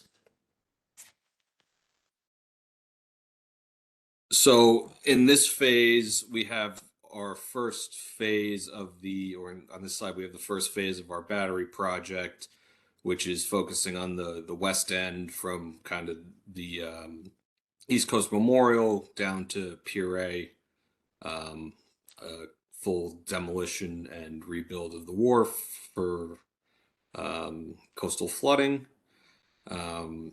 There's several other projects that are going to be going on, including some DOT resiliency work, parks projects over by the playground. But we did make every effort that we could in here to keep as much of the park open and operational. And we're continually looking at ways that we can keep sections open to the public during this period. At the tail end of this phase, National Park Service will be coming into the reconstructed wharf, rebuilding the tent in front of Castle Clinton, and then in the last weeks of July, demolishing the temporary tent that they were using to operate out of the south or the east side of the wharf for this time period. Next slide, please. And then that brings us to the July 25 to June 26 time period. As you can see, a majority of the park will be back open. We'll have our construction footprint on the east end of the wharf. We'll be doing the same demolishing and rebuilding the wharf to the higher elevation, and keeping a minimal footprint in the oval for storage of salvage materials that are going to be reused once the wharf is rebuilt. I don't know, Kathleen, if there's anything else you wanted to touch on this. No, I think, this is in summary, the phasing and the sequence of operations that you've seen us present from previous presentations. The phasing has not changed. We are continually, as Patrick said, to look at opportunities to keep the park as open as possible. And on the previous slide in stage 3, it might look like there's a lot of construction, but if you can go back, Diana, just one slide. Some of that work is intermittent, especially the DOT work, and that work is really just on vents that's in the park. And they'll be doing those intermittently, not the entire 24 months. So just want to let you know that some of these things, they look like it's continuous operations during 21 months, but it's not really, especially on the east side of the park. Great, thanks. And so, Thank you. with that, I think that's actually a great transition. Just want to have a very quick update on that DOT project. We're joined by Alan Olmsted from DOT to give us a brief update here. I'm Alan Olmsted with the DOT Resiliency Group. The Battery Park Underpass floodproofing project doesn't usually make an appearance at these quarterly meetings because it's not really a neighborhood or area coastal protection project. It only protects itself, the facility. But because we are interacting with our neighbors above us a little bit, we felt that it made sense to include it here. The Battery Park Underpass connects South Street with West Street, basically, the FDR Drive with West Street. Underneath the park, it was flooded during Sandy. It's badly damaged. We spent a long time repairing it, and now we're ready to make permanent floodproofing improvements to protect it from future storms. Most of the work is occurring in the underpass itself. We'll be floodproofing electrical systems, pump rooms, that sort of thing. We'll be installing flip-up doors at both the east and the west portals to the underpass. Those will go in the roadway bed. But we do have to flood-proof the ventilation structures that come out onto the park. We will not be leaving any permanent footprint in the park. We're not raising anything above grade at the vent structures. We're installing flood-proofing apparatus inside the vent below grade that will seal during a flood. But as was mentioned in the battery project, we do need intermittently, I think it's for a few weeks for each one, need to get access above during the work to put some of that apparatus into the shaft. And we've been working closely with both the battery project and the South Battery Park City project to make sure that we can use the same access ways into the park to to get to these vents that they are, and to try to coordinate. And as the schedules of the project change a little, we'll keep working on that. We should have a contractor by the end of the year. And then again, as was pointed out, the work that takes us above ground is intermittent. It doesn't have to happen at any particular time. We can work with our neighboring projects to get in at the best times. So most of our work is could be underground. Great. Thanks, Alan. And with that, I believe we're transitioning to the BPCA projects. So if it's Gwen or Varun, take us from here. Yeah, thanks, Jordan. Hi, my name is Varun Kohli. I'm the AVP for Planning and Design, and we just have a brief update on both of our projects, the South Battery Park Resiliency Project, as well as the Northwest Resiliency Project. Just in terms of the South project, we are starting construction soon for phase 1, which is essentially the MJH area, Wagner Park, and the Pavilion. You might have already seen the DOB fence up. The construction and site mobilization should be starting in the next few weeks. For the phase 2 PRA, battery, and interior drainage, we are in the process of contractor procurement at the moment, and we expect the construction to start the summer of this year, summer of 2023. And as you saw in the bar chart earlier on, we expect the construction for all of those 2 phases to complete by mid 2025. Next slide, please. So for the South project, we do have a designated community liaison for the construction phase. Rick Fogarty is great. I think this information is also available on our website. So if there's any issues as pertaining to the construction activity, you can reach out to Rick by email or phone, or by mail directly to Battery Park City Authority at our 200 Liberty Street address. Thanks. Next slide, please.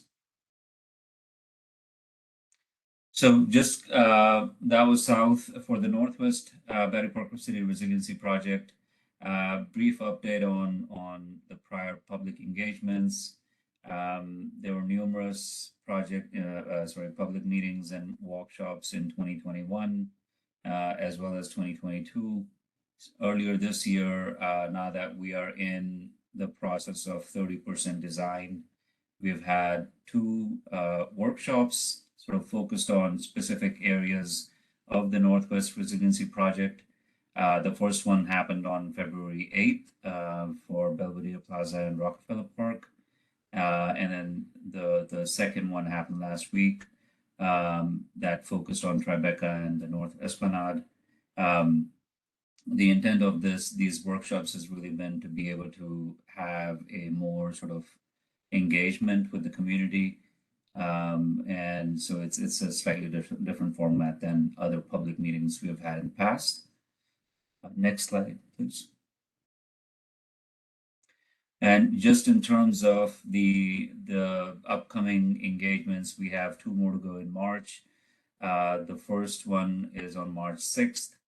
That will be focused on South Esplanade and South Cove, basically Reach 6 and 7. followed by March 14th, which is the Reach 5 North Cove Marina. And then we expect to complete our 30% design by late spring 2023, at which point we'll have our 5th public meeting. I believe that's all we have, Jordan. Arun, you have a typo on your reach. I apologize. Your North Cove reach is March 15th, not the 14th. I apologize. What's that? Eagle eyes, appreciate it. So I will now hand it over back to EDC to talk through the Seaport Coastal Resilience Project, and I believe it's Andrew. Are you taking this one? Yes, it is. Can everyone hear me? Yes. Great. My name is Andrew Abend, project manager with EDC. I'm the project manager on the Seaport Coastal Resiliency Project. We have not many updates since the last meeting on this, so I'll keep it short, but just to educate everyone who doesn't know yet. So why the seaport? The area is particularly low lying and vulnerable to climate change. Without action, we can see the shoreline flooded monthly within the next 25 years due to sea level rise. And the seaport shoreline is at a higher elevation than the rest of the neighborhood. It creates a bathtub effect in which water comes in that can immediately flow out. It puts the historic district in a immediate and unique risk compared to the rest of the shoreline along the seaport. So this project has a sea level rise protection to address risks projected out into the 2100s. And these DFEs, the design flood elevations, were selected to address the most pressing risks in a near-term manner, while knowing that the full master plan for the FIDI Seaport project will include additional storm surge protections. So next slide, please. So what is the Seaport Coastal Resiliency job? As you can see, the general routing attached on the coast elements. Note that this is a high-level draft. The exact locations are not confirmed. We'll know more when we have a designer on board. It is to protect the Seaport District against sea level rise, storm surge, extreme precipitation by raising the bulkhead and improving the drainage infrastructure within the neighborhood. This project will also include public realm improvements and waterfront access.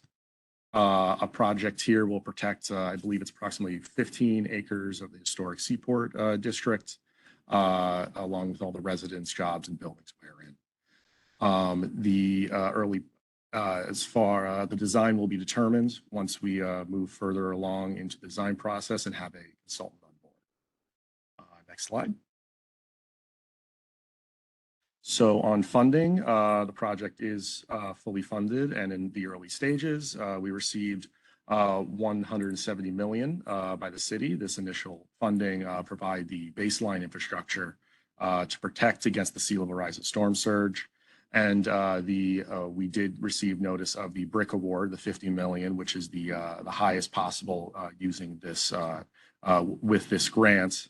To expand the scope to include a more robust drainage improvements using against extreme precipitation, and then to include potential ecological enhancements and improve the waterfront access. Additionally, there is private funds from Howard Hughes, which will go towards the waterfront Esplanade improvements.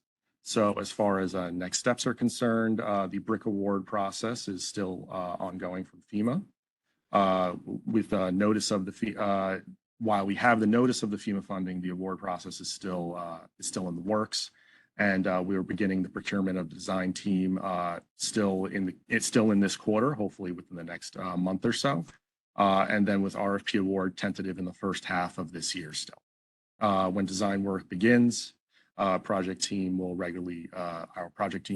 including the designer, will regularly coordinate and seek input from the community board, and we will continue to share updates, and we will be actively collaborating with your team.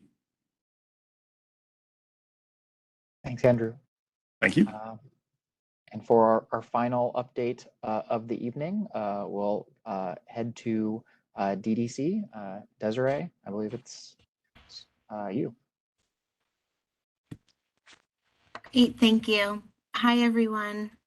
My name is Desiree Gazzo. I'm here on behalf of DDC, presenting on the Brooklyn Bridge Montgomery Coastal Resilience Construction Project. Go to the next slide.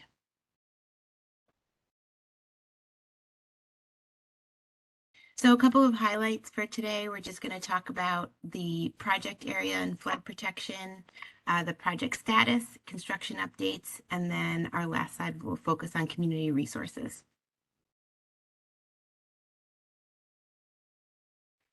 So this is an overview of the project area and flood protection design.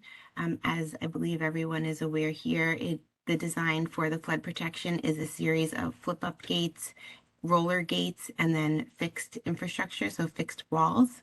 The project details, the program management construction management company is the joint venture Jacobs GPI.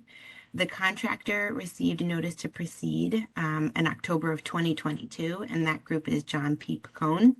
And the timeline for the project is 2023 through 2026.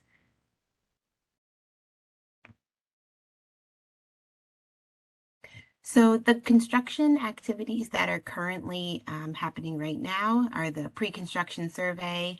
The team is continuing the development of the construction schedule and work sequencing, and that's based on the some of the exploratory test pit work that is currently ongoing.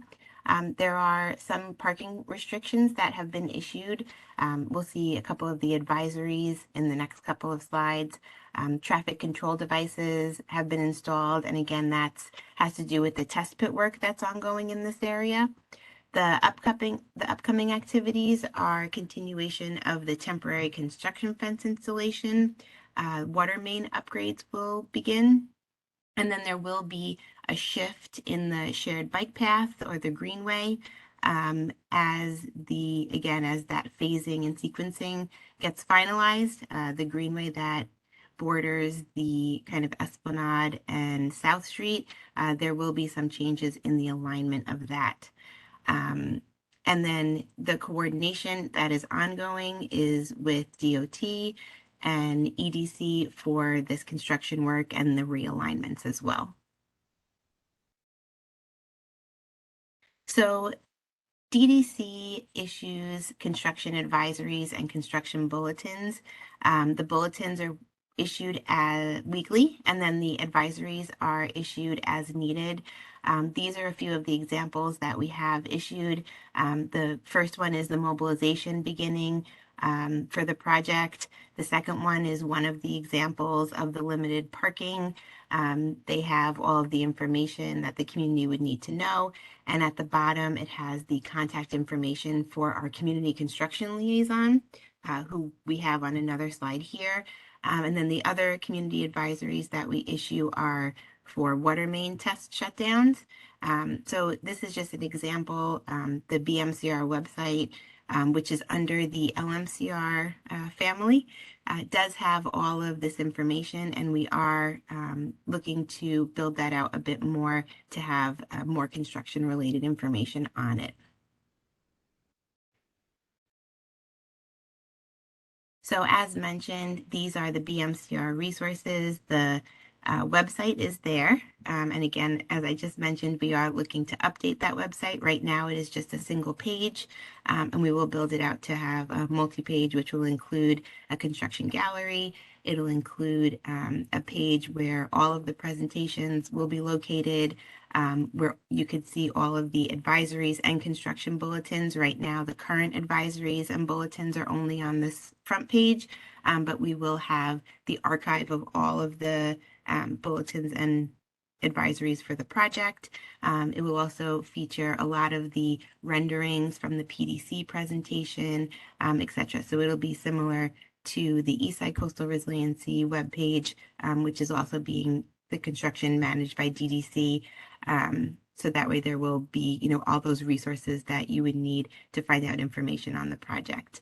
I'd like to highlight our wonderful community construction liaison, Marcia. Her contact information is here. You can reach her by phone number and email. And then we do have kind of an inquiry tool that is coming soon, and you could communicate with the team and Marcia through that. We are typically at CB3 Parks meetings, not monthly, but at least probably every other month we'll be there. And then we also have on-site signage. This is the temporary signage we have. There will also be kind of a bulletin box where we will have the updated weekly bulletins and advisories posted, and then we post the advisories as necessary throughout the community, and then coordinate directly with a lot of the building owners and stakeholder groups in the area.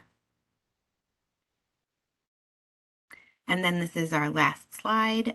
If you are, again, looking for more information, you can visit us at the website, or please reach out to Marcia, and she would be more than happy to speak to you about the ongoing construction work. And that's our last slide. Great, thanks, Desiree. And just wanted to end the evening giving a sense of upcoming opportunities for community engagement.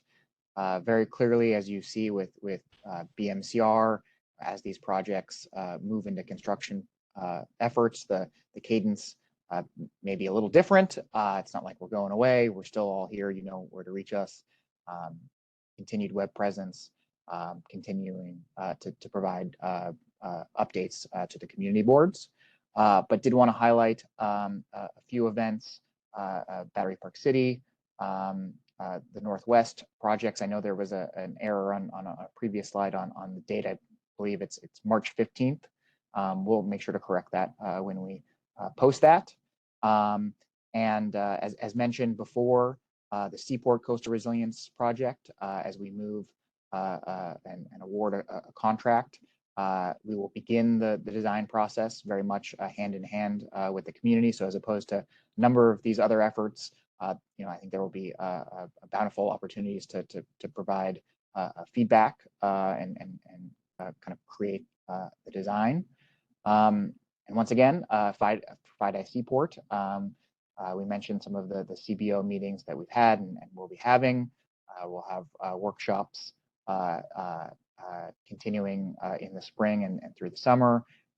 And don't hesitate to reach out for an individual briefing. That's something that we certainly do as well. And so, you know, it's a very sprawling effort, and so want to make sure that we are able to provide more targeted updates for those who desire.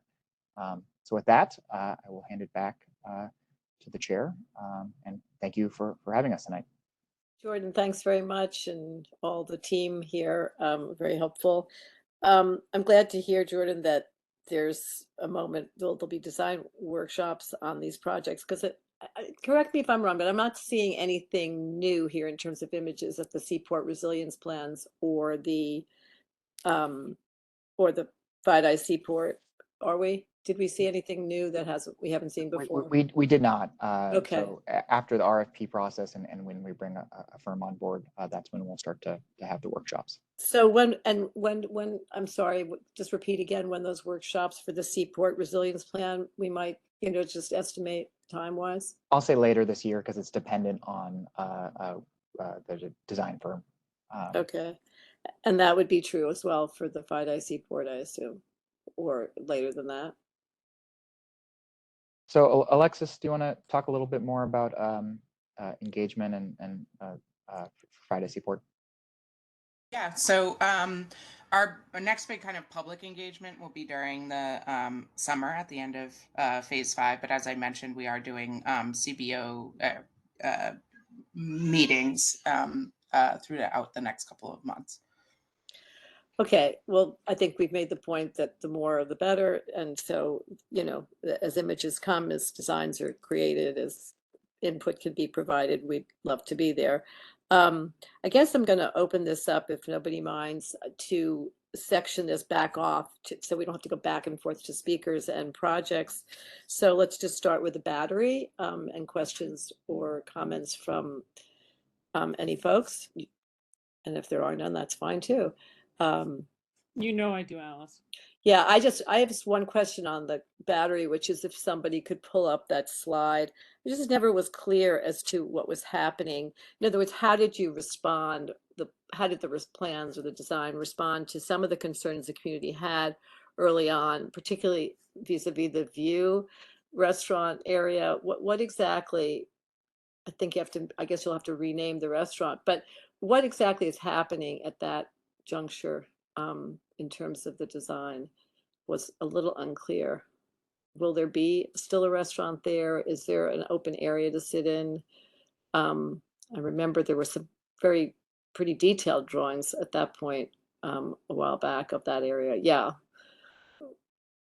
If somebody could, and it would be great if at some point you could give us a plan that shows actually how we're going to circulate in the park when this is all going on. It's a little unclear. I think it'd be helpful to the public to understand how they'll access and move through the park.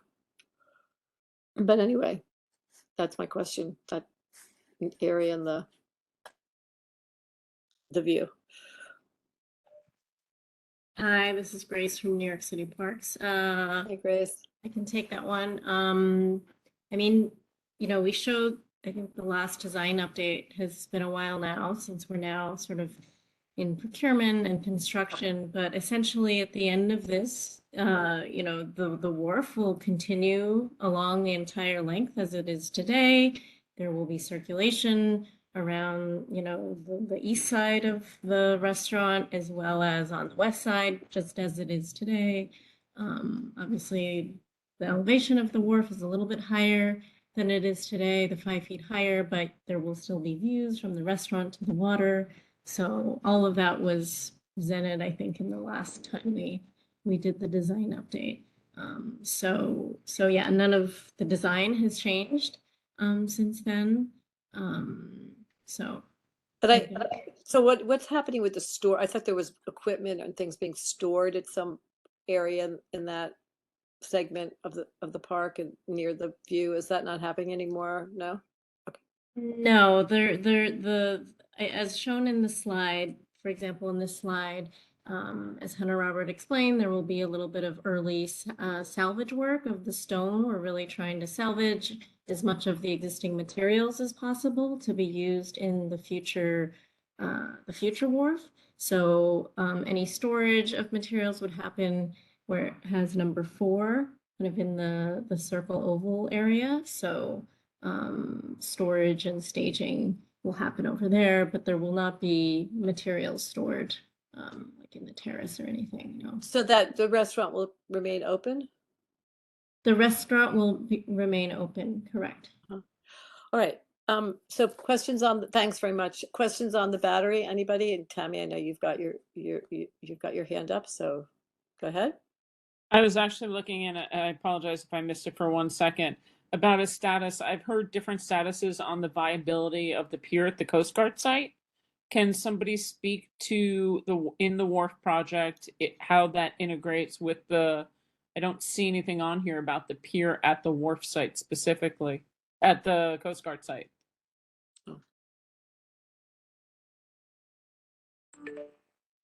We were told at one point during a CCLM quarterly update that pier needed to be demolished. We were told at another meeting that pier was vital for and not going anywhere. Can somebody comment?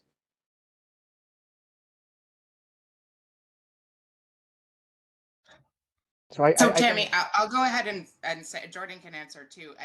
It doesn't integrate with this site, and the pier itself is under the jurisdiction of the Coast Guard and Department of Homeland Security. So I don't know on the status of whether it needs to be demolished or not.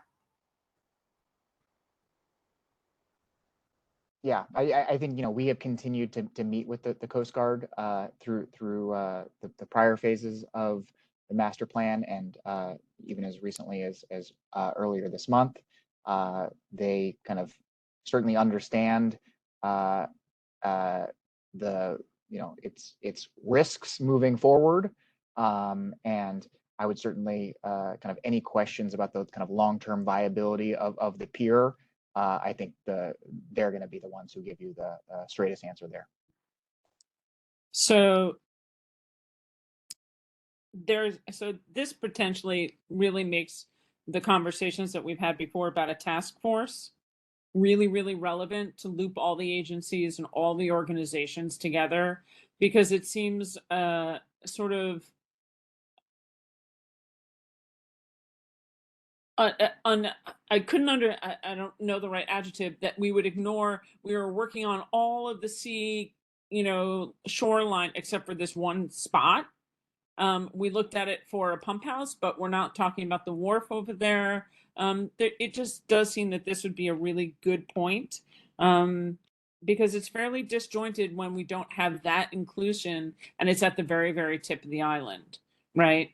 And then as we're looking and going up and how it integrates into the HAT study and everything that's being done there, and I'm delighted to have seen DOT here for the first time talking with us. It's really awesome because they are an integral part of what's happening on below ground. But really having a larger conversation and a larger task force beyond this, I think is really relevant. So I wanted to note that. And then Arun, for am I supposed to go to that yet, Alice, or just stay on the battery? Let's just anybody else on the battery? The only other thing that I would like to see, as Alice mentioned, is circulation, because we have heard from the vendors and people who are frequent diners there about the concerns about the queuing and the flow and everything else as it relates to the tents, the ticket hawkers, and access in and out of the restaurant. So we would really appreciate to see the flow on that, how that could be maximized to have the least amount of impact on a business trying to struggle, a small business recovering from COVID. Okay.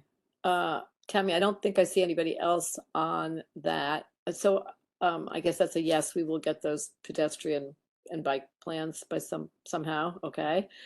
Sounds like. So the Seaport Resilience Plan, does anyone have questions or comments on that? Seems like nothing has changed since since October. Okay, I do not see anyone's hand up for that. The next Battery Park City Authority plans for Wagner Park and the Reaches. Well, losing steam here. No questions here either. Okay. I just have a comment. Yeah, go ahead. And I really, it was a great session. I appreciate the Battery Park City Authority, who truly listened to public feedback and redid how the presentation of the information was done in a charrette style. So it was very, very informative, and it was very well done. That being said, I do think this also goes back to the request, knowing that you could not see how it actually integrates and connects into the work that'll be done in 9A, because that decision had not been done. I felt it was premature to present Reaches 1 and 2 when we don't actually know the engineering that's being done and how the connections work. So any of the feedback that you have was immaterial on Reach 2 because you don't know what it's connecting to. Is it connecting to the median? Is it connecting to the west side of West Street? Is it connecting into a bike path? And how those connections work and how that seamlessly envisions was not able to be shown to the public. So it was a little disjointed because that, in fact, could completely change the opportunities that you have for work on Reach 2. So I do want to say that. And I also want to say that engagement is only as good as the people who show in the room. And my concerns for Reach 1, when we were talking about public engagement, was there was not one person that I saw in the room from Stuyvesant High School, either student, parent association, or the faculty. I did not see anyone from BMCC. I did not see anyone from Independence Plaza. And no matter how many times, I do think it is incumbent to have those people in the room and ensure they're in the room to have a robust dialogue with everyone, because that really covers from Chambers all the way up to Northmore. And when the public was there talking about the changes and completely transforming Northmore Street, it was great that we had some Tribeca residents there from North Tribeca, but there wasn't the stakeholder who actually lives, owns, or rents in the buildings. And that I do think is a missed opportunity, and a way that I would almost say that no matter how many private meetings you try and do, that should be something that's redone for a true public engagement, because there was not the public of the thousands of people who utilize those spaces. Or on the west side, any of the bicyclists or the Pier 25 and Pier 26, or, all along any of the people who are the vendors along those way, they were not present either. And if a wall is going to be built along the west side of the road there, I would think that their input would be vital as anyone else's. So that is something that I do want to add, because I'm sad that they missed it, but I would say that it would be something that should be redone due to that, once the engineering is finally determined on what's needed.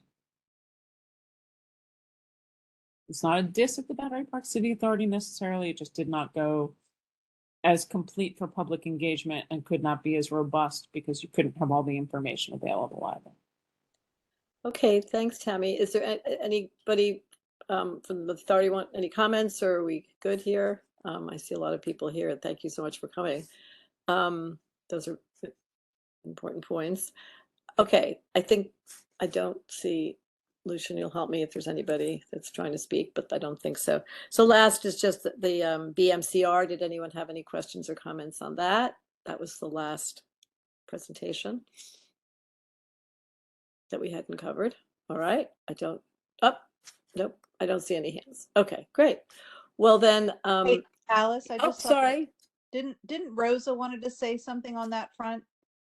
I don't see her hand up, but Well, it's just the wall issue was there, but I mean, Rosa, I'll let Rosa speak for herself. I think she spoke about it earlier. So I think, anyway, I don't see her hand, so I'm going to assume that that's been taken care of in her earlier I comments. did put my hand up. I don't know why it's not showing. Oh, okay, sorry. It's not showing, no. Okay, great. Go ahead, Rosa. Thank you, Wendy, for noticing it. Thank you. Yeah, I would just like to have that discussion to see if it's at all possible, because knowing now that the project is moving forward with City Hall backing, I'd like to know what we can discuss in terms of that wall, that 10-foot tall wall. I know it's not 10 foot tall along the entire length of it, but it is concerning. And I think that just optically separating Alfred E. Smith houses from the property with this, enormous wall is problematic in a lot of ways. And so if we could continue that discussion about how we can address that so it doesn't feel like we are walling off Alfred E. Smith, that would be really helpful. Thanks, Rosa. I think certainly happy to have future conversations on this. I think just to clarify a couple of points, you're exactly right. As the structure moves further inland, it maybe closest to the water, it is closer to that 10-foot, but it certainly it reduces almost down to zero by the end. The wall placement itself is closer to the bridge abutments, and I'll allow DDC folks to correct if I'm saying anything out of school. We're going through a current DOT yard. It is essential, just like I think we've talked about on a number of other projects, for these tiebacks to exist.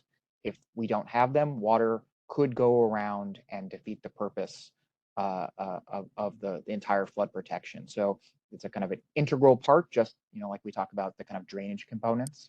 And it was designed in a manner to really limit kind of overall impacts. It is, once again, going through a current DOT yard, realize that there are kind of longer term goals and ambitions. And so, happy to have the kind of longer term conversation there. There's also a number of openings, including at the street. So I would dispute the notion that is kind of walled off from Alfred E. Smith houses, because it is kind of running next to the existing bridge structure.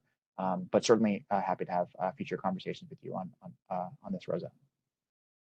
Thanks. Can someone just confirm, is community board 3 or 1 at that juncture? Uh, Are they I part would, of the conversation? That's community board 3. That's what I thought. So are they, have they? Yeah, that's what I thought. So are they part of this conversation? Or if they're not, I would encourage that they join in if and when this happens. I saw Trevor Holland on here earlier, but I don't think I see him anymore. Yeah, Maybe we went too long. Well, then, with that in mind, I think we can say goodnight to this great team, and with great thanks for all your time and hard work. I think the segue now to the Army Corps HAT study is a good one. I will say something that Jordan's heard us talk about for many years is this idea of bringing all groups together to really look at the West Side very carefully, and particularly Route 9 and what we really have, can do in terms of opportunities and work that could make a difference on the West Side. And the Army Corps is one part of this puzzle, but so is the authority, the Hudson River Park Trust, the state DOT, and MOCJ. So hopefully we can make this task force happen sooner than later. Tammy was talking about it, and it's really a critical component I think we could all benefit from. So with that, I'm going to say goodnight and thank you to the team and usher in the HATS conversation, hopefully rather quickly. And I really appreciate everyone's patience and Thanks, tremendous everybody. time. good night. Thank you. Thanks Good very night. much.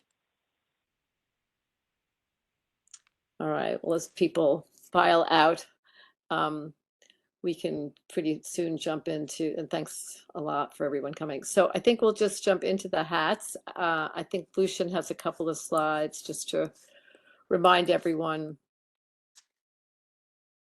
what we're talking about a little bit. I'm going to just pull up yeah. So with these comments, many groups, as you know, and community boards are looking at this throughout the city.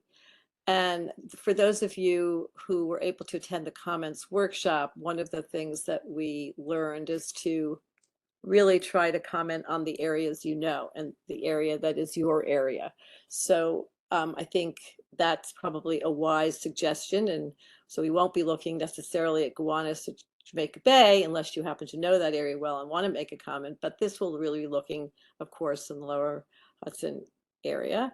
And I think there's one more slide. So everyone knows the area, right? There we go. So this is our area. This is what we'll comment on.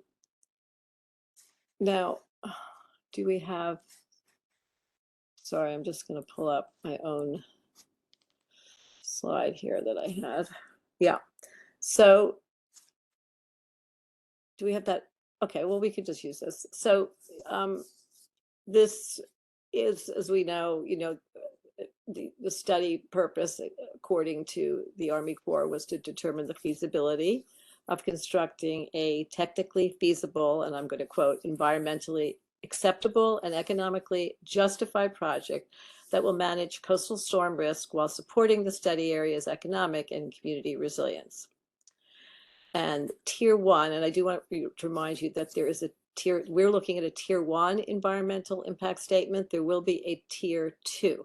So it is not as if this is the only time we would be commenting, of course. So the tier 1 statement, EIS, is the broad level review, and tier 2 consists of subsequent specific detailed reviews that will occur during the pre-construction engineering and design phase of the project.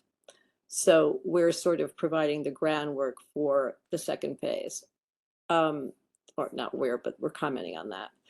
So the Army Corps, as you know, there were 5 plans, and there was a tentatively selected plan by the Army Corps where they picked 3B, which is the multi-basin. Oh, thanks, Lucian, that's helpful. Multi-basin storm surge barrier with shore-based measures. And this is the tentatively selected plan 3B. So this is what we are commenting on, and the pros and cons and such. And this consists of storm surge barriers and risk reduction features and shore-based measures flooding mitigation features and such, things that you may or may not be familiar with, you may or may have not reviewed. But I think what would be helpful in the comments is to speak about what you think are the strengths and weaknesses, and be quite specific so that we can include these in our comments. So I think that's where we're at. We've already begun a kind of organization for this resolution, which is just basically it's a list of community concerns and suggested solutions. We could start there. And I divided them right now between public engagement considerations and design considerations. And one of the, I should preface this by saying that I had gone to all the public meetings on this so far that have been organized in looking at these plans. So I took notes on many things that the public were saying, which hopefully will be helpful here. So I do have a list of those things that I think Lucian will pull up also. So I'm going to ask each one of you who's been following this and interested to speak up about what their thoughts are and that they'd like to include, just general comments or not. And we can take a look. These are just the notes, the overview. And remind you here that the timing here is quite extraordinarily long. So at the cost, right? So you have a sort of estimated $52 billion with no money yet raised. This impact statement starts in 2022, and the EIS begins in 2020 and goes through 2030. And the project construction is estimated to, I think it is end, not begin in 2044, begin in 30, end in 44. So there's a long phase of planning ahead of us. In our resolution, I assume we will attach our previous resolutions, whereas you might recall we asked for additional time to review. And this was something that had been done by the Waterfront Alliance that we sort of adopted as in our resolution. And so for public engagement considerations, this list that you'll see just as we scroll down are some of the things that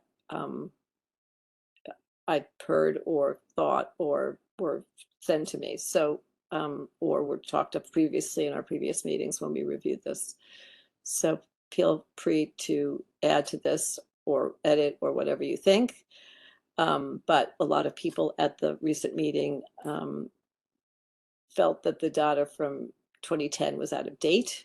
The need for current local data should be incorporated into the next phase of review. Well, perhaps I don't have to read them all. Well, maybe I do. I don't know. Some people are, I don't know, on a phone or something.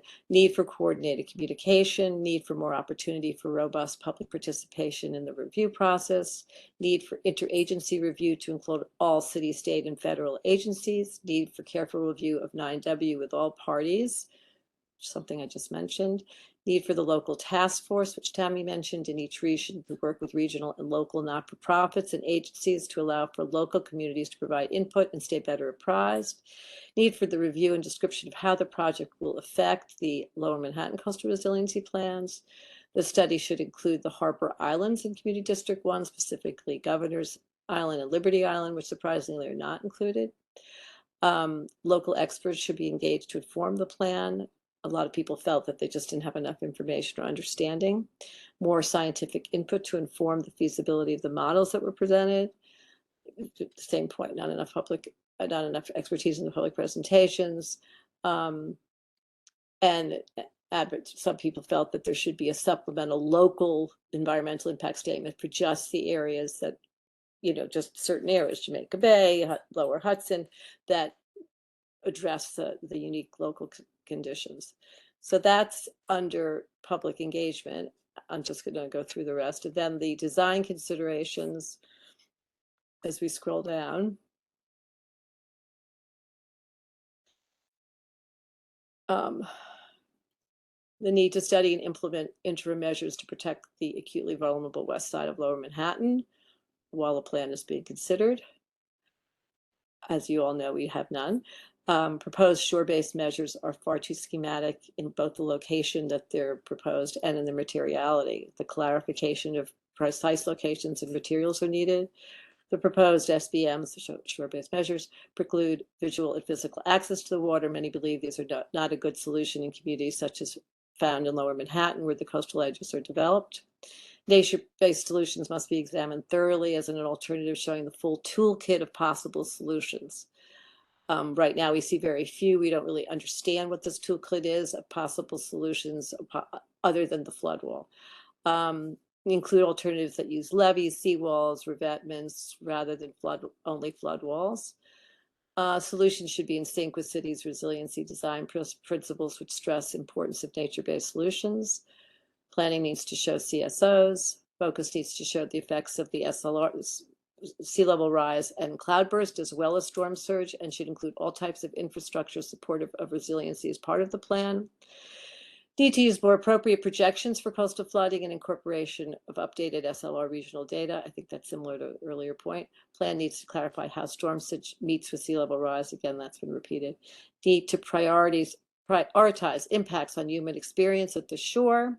The plan should reflect how it aligns with other similar and successful projects nationally and globally. And that was an interesting point, because we have no examples of where this really is working. We brought this up at our last meeting. Plans need to address emergency access, bikes, trash collection, drainage, location of trees, green infrastructure, snow removal. Design should be multi-purpose and adaptable. How can flood infrastructure enhance our public realm while performing defense? How can these plans leverage nature? And must take into consideration the new community attraction of the estuarium. So these are the things that we had from earlier meetings, or that we heard, or that in the recent meetings. So this is your opportunity to add, edit, whatever, but that's a beginning for us. So anybody have any additional comments or thoughts here? Okay, Wendy, take it away. And Lucian's going to take notes, I think, right? And so will I, Lucian. Yeah, this is Alice. Thank you so much. One of the things that you shared with me that I hope that we can share with the broader group is community board. I think it was 2 that wrote up their thoughts as well. And I did think that was a great resolution, because one of the things that I think we will do and we plan to do is to put images in there as well. I think those slides and the images really paint a better picture, because to your point, it's still very hard to imagine what this means other than just a big wall.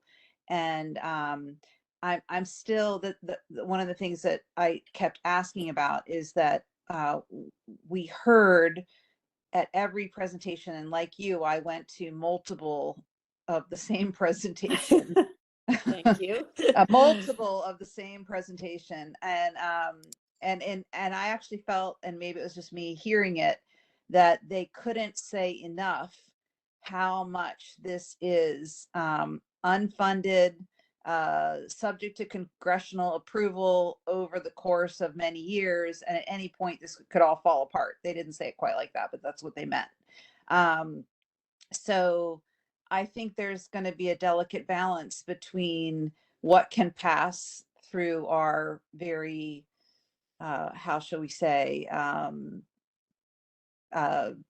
unusual Congress or divided Congress, or, who knows what the politics are at the time. And then also, showing the slides of what does this really mean, and is there any alternatives? And then the other piece of it is they have very rigid, it's only for storm surge. This is the thing that they also brought up in the presentation. They're not addressing open space or, view corridors or any of this. Their job is very simple. It's just storm surge. So that's why the design looks so different from what we just saw in FIDI Seaport versus what Army Corps is showing us. Their mandate is much narrower and, quite frankly, a very, stripped down budget. So, I'd like to emphasize too that 2 people did die in Hurricane Sandy from drowning. And I would like to bring up all the horrors of, I think we need to, to make the whatever we say to them, make it human. Although that's not what the Army Corps really wants. I think it's important for all of us. So anyway, I'll yield at this point. Thank you. No, I think to reiterate the importance of, submission, it is absolutely, so we definitely should add that. Thanks. Other thoughts or comments? Well, that's surprising. Okay. Carrie, thank you. Carrie Parker Davidson.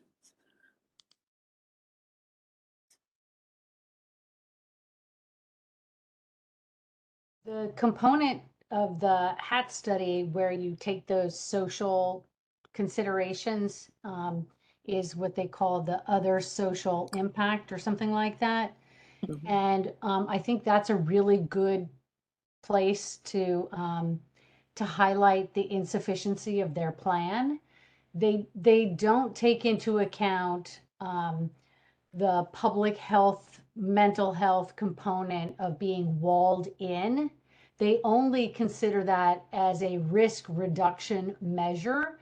And so it's a plus for them that we're walled in, but they don't consider the trapped nature and all of that aesthetic and mental health, other social impact components. They've discounted for the safety and security of flood mitigation. So Wendy, your point about there were 48 people who died in Hurricane Sandy, and they would say that the flood walls are our best protection to preserve that life, and that trumps the visual and other social impact, mental health impact of open space. And that's in like their, I don't know, I can pull up I was reading this appendix today. It's one of the appendices. It's like OSE appendix. Anyway, so I think if we make that comment, we want to make it in a way that says we need further analysis and we need to understand how they're weighting these things. Like they don't give you a criteria for how they're balancing the risk reduction mitigation piece against the walled in trapped component of mental health, public health. So that I think is a concrete need for further analysis. It's a great point. Absolutely. Yep. Both great points. Vera, do you have anything you want to add?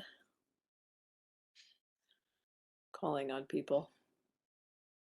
No, not at the moment, Alice. I'm just thinking. Thank you. Okay. How about you, Sarah? I just don't understand why there's this beautiful project in one location done by one set of people and why there's this other kind of nasty one on this side. It makes no sense to me. That's a good point. I mean, I think they'd argue that they're not yet at the point of design. These are looking at an environmental impact statement at an early phase, but you're absolutely right. And I think that it boggles my mind. Well, I think the critical nature of the design, of humanity, of quality of life are all things that I think we're all agreeing are missing from this plan that we've been presented with. Yeah, it's a good point. How about you, Bob Schneck? Anything from your thoughts on this? Thanks, Sarah.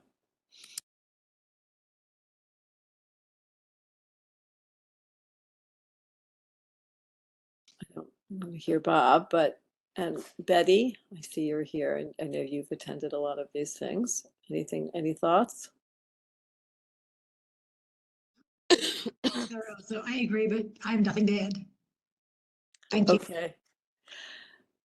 All right. Well, I don't want to put everyone on the spot. Can I have a couple, if I Great. may? Yeah.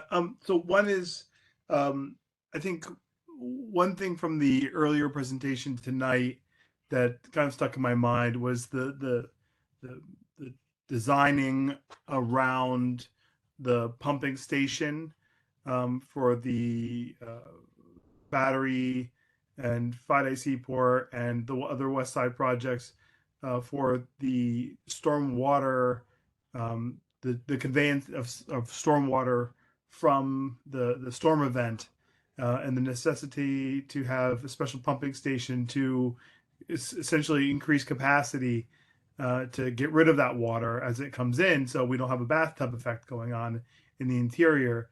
And it wasn't clear to me, or at least I don't recall, if the Army Corps of Engineers shared that they had accounted for the cost of, further increasing the capacity needs for the interceptor or any other kind of stormwater, infrastructure to accommodate, their plans for, a hardened seawall that will further, necessitate the conveyance of the stormwater as well. So that's one cost, one item that I think that it kind of also, dovetails with they are not taking into account the current state of resiliency spending and planning that's going on in Lower Manhattan. That hopefully we don't have to kind of restart some of these projects based on what their hard cost needs are. So that's part one. Part two, you mentioned the Harbor Islands. They did not mention in their presentation the cost of not protecting Governor's Island and the assets there. They did not talk about the cost of protecting Liberty Island or Ellis Island. So those are all three islands that are within the jurisdiction of CB1 that I think we should also mention in anything that we do. And that's all I have for now, Alice. Thank you. Those are great. Yeah. With that, they also talk about they talk about integrating the plans of all the different agencies except for the state plans of the Battery Park City Authority. So that we definitely should add as well. In other words, they say that they are, aware of these other Lower Manhattan Coastal Resiliency plans, but they do not identify the Battery Park City Authority specifically. So I think that also should be added in. I have here from Ushma, who unfortunately couldn't make it tonight. She writes, she did go to the HATS presentation and reviewed the materials, and she writes, my primary comment is that they should prioritize barriers in the sea as strategies that include miles of wall by the west side to reduce the quality of daily life. I oppose that strategy. I'm not sure I understand, which it sounds like she's opposing the miles of walls on the west side strategy. I have it.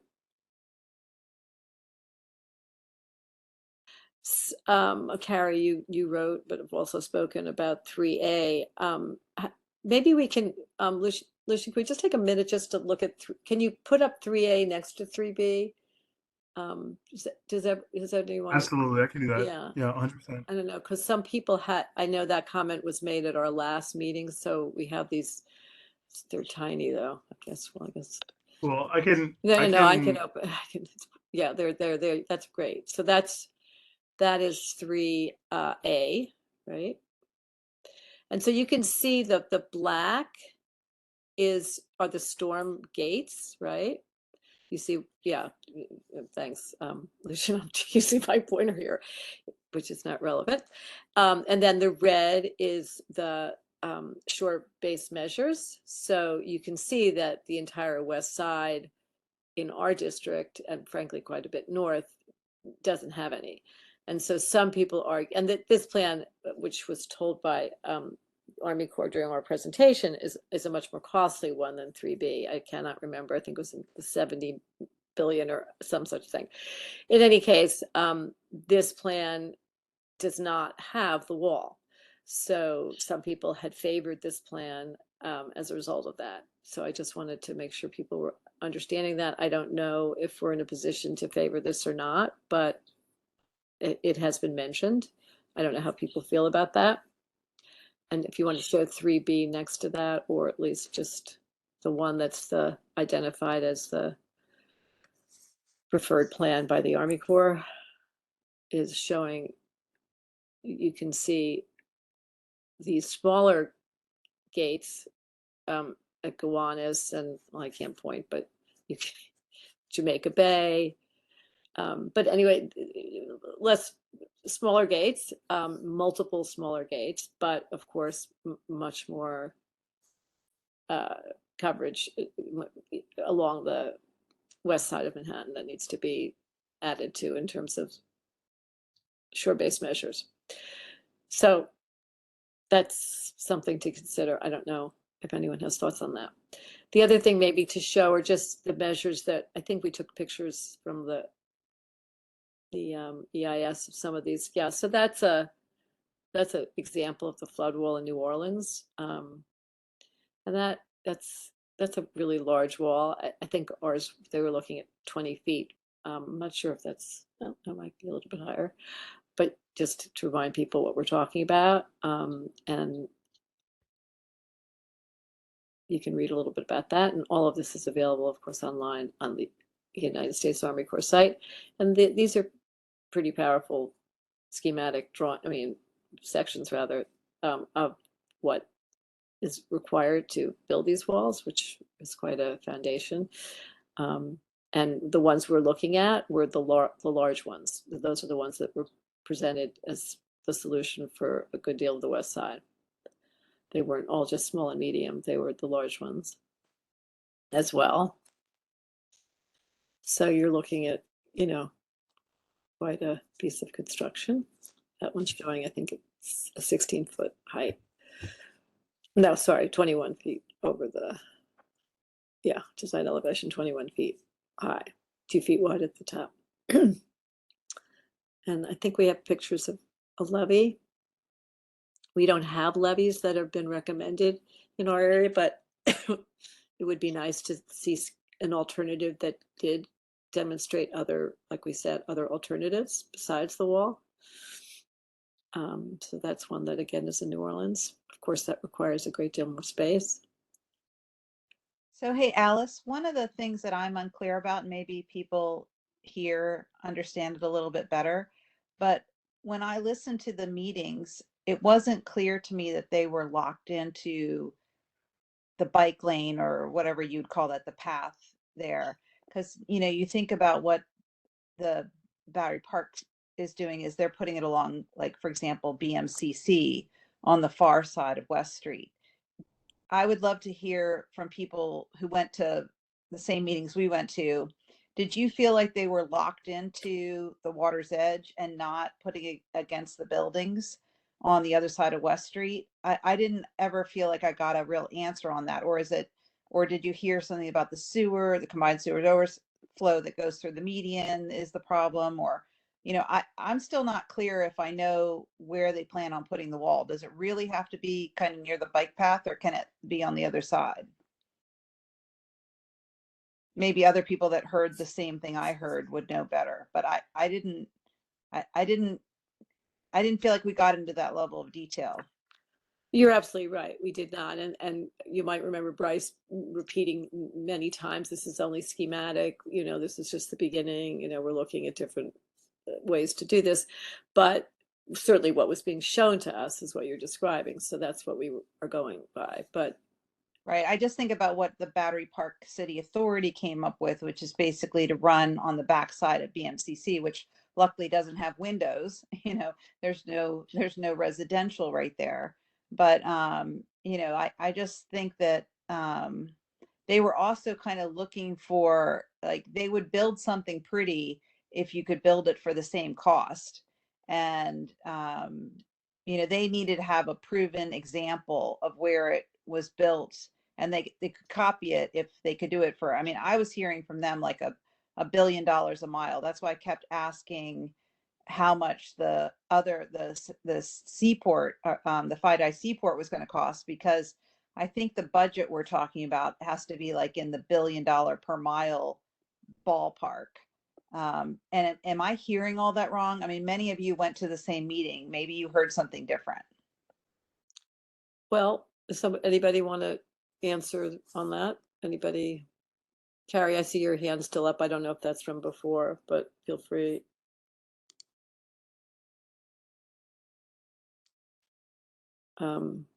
Okay. Sorry, I'm on the panelist side, so I can't, I'm subject to other rules. But I went to those meetings too, Wendy. I didn't hear them sort of tied to the alignment along the bike path. And I did that workshop that that Alice recommended, and I About writing the letter. yeah, about writing the letter. And I do think it's worth, whether individually or as CB1, environmental, that we say, if we feel this way, that they should look at aligning the flood wall, if it's required that we have to have 3B and these large and extra large, by the way, Alice. So there's the large diagram that you showed, but we also get extra large that's flood right. walls. So add another 4 feet. So it's really, really, really, really big. So is there any reason why that has to be along the greenway? And, I'm sure they'd have to do a new cost benefit analysis, but let's at least ask for it, to be along the building infrastructure. It's already at risk infrastructure. So they have economic models that they use in their study for that waterfront property. I'm sure that they could do the analysis, or we should at least ask for the analysis to include moving the flood walls to be adjacent to the building infrastructure that already exists along the eastern side of 9A. And I didn't hear in Bryce's presentation anything about 9A that would preclude the flood wall being on the eastern side of that versus the western side. He did say something about it not being possible to put it within the median, but he never said it couldn't be on the east side of 9A. Right. Thanks for helping me there. Yeah. And the other thing that I would just, one other idea that I've been sort of trying to figure out is, there's that in the transportation committee, I think Betty is here, there was some discussion about new composite asphalt that makes your roadbed more permeable. And asking them to investigate more permeable permeable asphalt for the west side is also something that we should ask for. Yep. Certainly. Yeah, I think the most important thing we should ask for, at least from my perspective, is this task force that gets all the groups together to really look at the west side cohesively and really look at the road, at the things we could do to the road and the Hudson River Park, and really try to, avoid the wall. And are there other ways we could handle this? And a lot of people, Laura, I think Laura Starr is here, right? Laura, are you still around? Can you speak to that? Some of the ideas about what could maybe happen on 9A? Oh, I'm here. oh, good, thanks, yeah. Yeah, I mean, I think that first of all, it's very wide.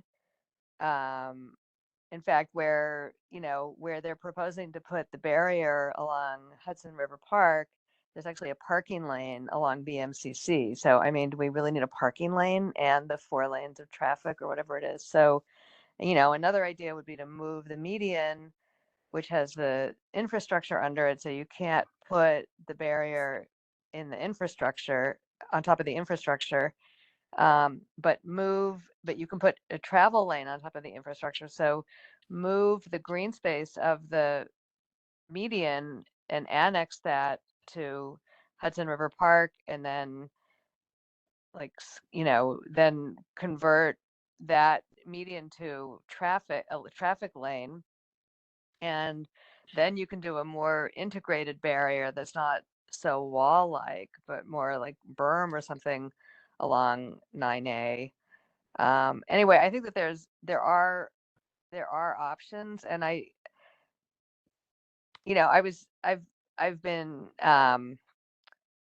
there's a great film at the Film Forum about Robert Caro, who wrote Yeah. The Power Broker, and his editor Robert Gottlieb, and following up with this other book about how Robert Caro works, and just thinking about power, and basically that the unorganized recreational users who use Hudson River Park daily to for enjoyment, for all the things we know about, are being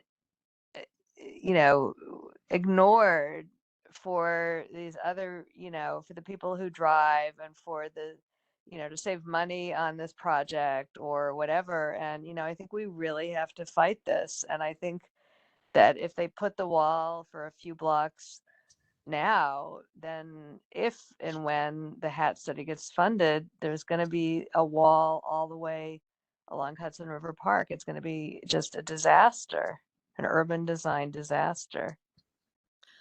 I think I'd like to quote that, the urban design disaster. I agree wholeheartedly with what you've said. Yeah. I think it's Can I ask a critical. question, Alice? If are people on this call wedded to, I mean, is there a sense that we want alternative 3B versus 3A? I mean, is it worth advocating for the the storm surge barrier out in, at the Sandy Hook Point, or I can't remember, I think, anyway, we're at that Yeah. point outside With the Verrazano, yeah. at the Verrazzano, rather than building all these walls. I mean, I certainly favor that without, I think we could make a caveat in our resolution to say, without understanding the repercussions of fully, of that plan, that what this community doesn't want and is willing to sacrifice perhaps having a more costly scheme is not to have it. And that would be 3A. Well, I just want to put the word of caution in there, because they repeated it over and over and over and over again, that all of this is at the whim of Congress. That means, representatives from all 50 states, and they have to approve this. And all of the states, especially anyone that has a border on the ocean, are all going to be competing for the same dollars. So I just want to put the word out there, because the thing that I'm afraid of is they'll say, oh, then you get nothing. And well, I think at this early stage, it's safe to state what this community feels strongly about, which is they don't want the walls. I don't think that we should sacrifice our entire west side of Manhattan for the 20. Trust me, it's a problem design, but I also kind of think that we need to get the money first and then work on the design. I don't agree with that. Yeah, I have to say. I mean, the problem actually, well, it's two separate issues. One is the HAT study, but the other one, and how the Army Corps works, but the other one is setting the precedent for that wall with the Battery Park City Authorities project, which is not part of the HAT. So we can table that. But I think that, the Army Corps, they're not going to really study the urban design. And I think to wall off the harbor is going, it's They made it clear that they would do any design if it costs the same as what they came up with.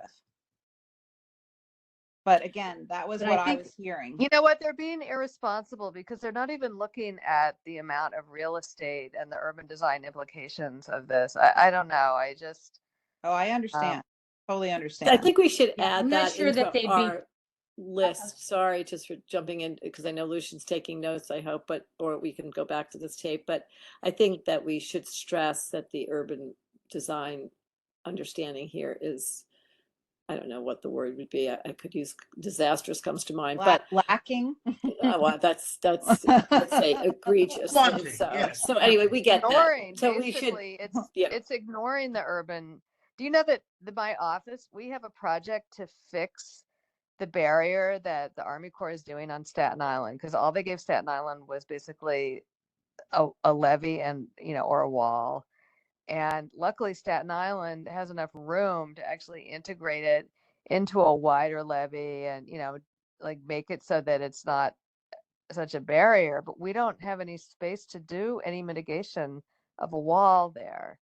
So, it's really, it's such a bad move. And, nobody's studying reorganizing the traffic or putting the wall somewhere else, or the cost. I don't know. It's just, Well, that's like at the forefront of what we're talking about, which is something that the Hudson River Park Trust just wrote this letter, Tammy signed as a part of the advisory board, as you know, to have this task force that's really looking at the West Side as a particular task force. And in that task force should be the Army Corps and this HATS consideration. And I think that we should really, really powerfully advocate for that, because I think that's really what we're all talking about. And I think that all along the West Side, you'll have every community board not wanting to have a 20 to 24-foot wall marching along the West Side of Manhattan. I mean, that's just obvious. And so we do really But want that, yeah. but Alice, am I wrong that the time for that comment is now, between now and March 7? Right? So, I mean, you can make the comment that you want additional public engagement, but that comment may or may not get heeded, right? So isn't it better for the community board to say, in lieu of an extra large wall, we want 3A if that's possible. I agree with you. Yeah. I mean, I And see where you're give, going. and give some factual substantiation that it covers 86% of the risk area versus 65% of the risk area. So you can make that 3A argument. But if you're stuck with 3B, what they want in the comments is, I don't want a flood wall because it's trapping me on an island and I've got a moat and a castle that no one's going to be here for because no one wants to live in a walled off city. Can we instead have levees along the west side or shore-based living, I forget what they call them, the living shorelines and the stuff living that, shoreline is not going to protect it from anything here, really. Right. living shoreline that's burnt, like a recreational space that rises in elevation 15 feet. It's not a living shore. A living shoreline is like in the water, oyster reefs and things like that. Yeah. Okay. So what are you talking about, You're Carrie? talking about integrating. What I'm talking about is like protection. levees and build outs into the water. So it's not concrete like the Right. I think we should say seaport, we want a but park it's like like Olmstedian. parkland built into the water. You I'm sorry. build into the water with Right. floatable park space. Okay. Laura, were you saying something? I couldn't hear you. No, I agree. I Yeah. agree. Good. Okay. Well, I think I don't sense anyone not being on this page for advocate. Oh, Bob Schneck. Of course. I There just, you go. I just I wanted- called on you earlier, but you must have gone away. No. I get dizzy every once in a while watching these. And I'm out of touch because I'm so far away, but I'm hoping I feel a lot healthier, and I think that next month I'll be Good. able to start this again. And so, Glad but to hear it. I do have some insights that might be helpful. The first one is the question about permeable surfaces. The reason why you can't use permeable surfaces along that highway is because there's so much infrastructure under it. And that's one of the problems everywhere in New York City. There's so much infrastructure anywhere that allowing a lot of water to penetrate is really a problem. And that's why we ended up with streets that have sealed roads on them, because we're protecting all that 9:30. infrastructure. Huh? What? Okay, and so that's just one comment. The next thing is just thinking about what the Army Corps has had to do. They have a huge amount of space to look after, and so they actually have to look at a large area and say these places. Essentially, they're saying these places need a certain kind of protection, and these places don't need less, and these places need more, and so like that. And they draw this big map. The next thing is that because they work with the Congress, they have to do things in a way that's ultra inexpensive. So they don't have money for design. So we in Battery Park City have lived with the Battery Park City Authority, which from the beginning, setting up Battery Park City, had a huge amount of money to do something very special. And so one of the challenges, I think, for a community board is to actually to realize that what the Army Corps of Engineers designated was that this is a danger spot, and if you want to do it right, you have to do this big wall. It's for us to think about how we can. They are proposing something that's inexpensive. So it's inexpensive as possible and most likely to be paid for by the Congress. The idea of the Great Barrier in the harbor, the difficulties with that are tremendous engineering difficulties, particularly underneath the Verrazzano Bridge. So there's all kinds of things that can go wrong with it. And if you study all the world projects that have tried to handle sea level rise at a distance like that, they run into tremendous, completely unimaginable engineering problems, and they really don't work so well.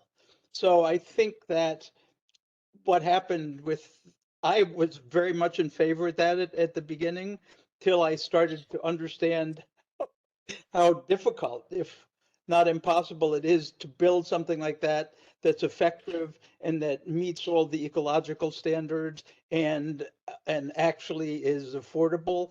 It's really, really, really, really difficult. And so because of all the difficulties of that kind of project, the thing that cities know how to do and that the engineering that we have at this point in history is able to do is building things along a perimeter. And so that's what we're seeing. So I think the challenge north of Tribeca is how do we help to think about what the Army Corps did is essentially say something has to be done there because there's a serious exposure for the city there that we have to fulfill, we have to cover, and what it'll take to cover is this high and this long and this thick. And so we have to help to find money and interest to be able to have the design finesse that we are able to have with the Battery Park City Authority, where things are really extremely well funded. And so it's just a difference. And so I hope that is helpful rather than unhelpful for people. Thanks, Bob. Always helpful. Okay, so I think I'm going to who we haven't heard from, Tammy. I would just like to remind people that we need to put all of this into a lovely resolution at 9:07 and vote on it so we can submit it, because the Army Corps, our resolution will serve as the public comment for Community Board 1, and we will be submitting it with a letter from Alice and I as such for public comment. And I cannot thank Alice and Lucian enough for the work that they put in on this. This really was an amazing framework and amazing staff. So thank you both. Well, thank you. Okay, well, I think we certainly have all of the items that you both see in front of you or saw in front of you and that I read out, in addition to all the comments that were made here, should be added. I think the one thing that sounds like I'm not entirely certain on is the advocacy for 3A. Appreciating what Bob is saying. Interesting that you had changed your tune there, Bob, from years ago. So, I for one actually would advocate for putting that as a possible way to turn, looking a little bit more seriously at the alternative of 3A in the next go round. But I don't know if that's something everybody agrees with, but Carrie had brought that up and I second that, I guess I would say. Alice, Yeah. Alice, this is Wendy. I just I sent you the slide earlier, and I know I sent you a lot of slides. Yeah. But one of the presentations that I went to was a scientific study about putting barriers in, rivers like this, and that to Bob's point, even if you can do it, the engineering, it actually greatly affects the sediment and flow and salinity and therefore the sea life, even when it's open. And so, I mean, I absolutely hate the wall. Don't get me wrong, but I also understand why the Army Corps has leaned away from 3A, given some of this, and you can see the slides. Lucian has Actually, them in as well. fact, yeah, I followed that also. And I would just say that according to Bryce Weissmuller, who gave the presentation, his reason for why 3B was supported more than 3A was cost, almost entirely. Because of That course was there are other barriers Yeah. that are being suggested in 3B, just to be clear on that. But Yeah. let me just get because on the table, as it were, is the question as to whether or not this committee wants to advocate for supporting 3A as a rather than 3B. Can I get a show of hands? And I would ask the people now put on people that are on the committee, please put on their cameras. Thank you. And if you agree to want to advocate for 3A, that your hand goes up. Or let me ask it this way. How many people do not want to advocate for 3A? And please just speak up. So, okay, I've got Bob and Wendy. I just Anybody don't think else? And I don't Vera. think it's a possibility. Okay, I would these are love it. all, okay, just, Yeah. okay. So Tammy, so you are against 3A? No, Tammy, okay, again, those people who do not want to consider the alternative of having no shore-based measures along the west side and having a larger gate, that's what's up here. So 3A, as everyone understands it, we could put it up again, maybe Lucian, that's not a bad idea. It's the alternative that allows for minimal, I don't think any shore-based measures, so you wouldn't be looking at walls there, but you would have a large gate with some of the complications and potential problems that are being Could I make an reviewed by- extra comment here? Because I think it's an well, I'd like to just, But this is really important, and that is that the mathematics that go into the decision made by the Army Corps of Engineers is driven by a cost benefit analysis. And so what happens is the amount of money that's getting spent, that we have discussed in the design of Lower Manhattan and the wonderful things we're going to do there, that would be the fact that if that actually happens, that money that's being used for that makes it impossible economically to build the 3A because the cost benefit of 3A becomes impossible given the kind of analysis that the Army Corps makes. So we either strip away all of the changes that we're doing along the coast that has to do with federal money, or we go with 3A. The other thing is that the amount of cost of 3A is much more unimaginable than anyone here is imagining. And so people talk, oh, $9 billion, that gets buried in gets buried in the foundation that may or may not work in these maybe a way to word this circumstances. maybe a way to word this that might be more palatable for some is to say that we'd like to consider looking more closely at the alternative for 3A that avoids the shore-based measures. I don't know if that's a way to consider, a stronger and more in-depth review of 3A, which wasn't given to us, of course, because they've given us the preferred option, which is what they presented for 3B. So we would like to see perhaps 3A. Is that something we could all, or most of us, agree on? Wait, so Okay. what we're going right now is 3A. No, what's on the? Sorry. Okay, so the one that's showing here is 3A. So this is the larger barrier without the shore-based measures.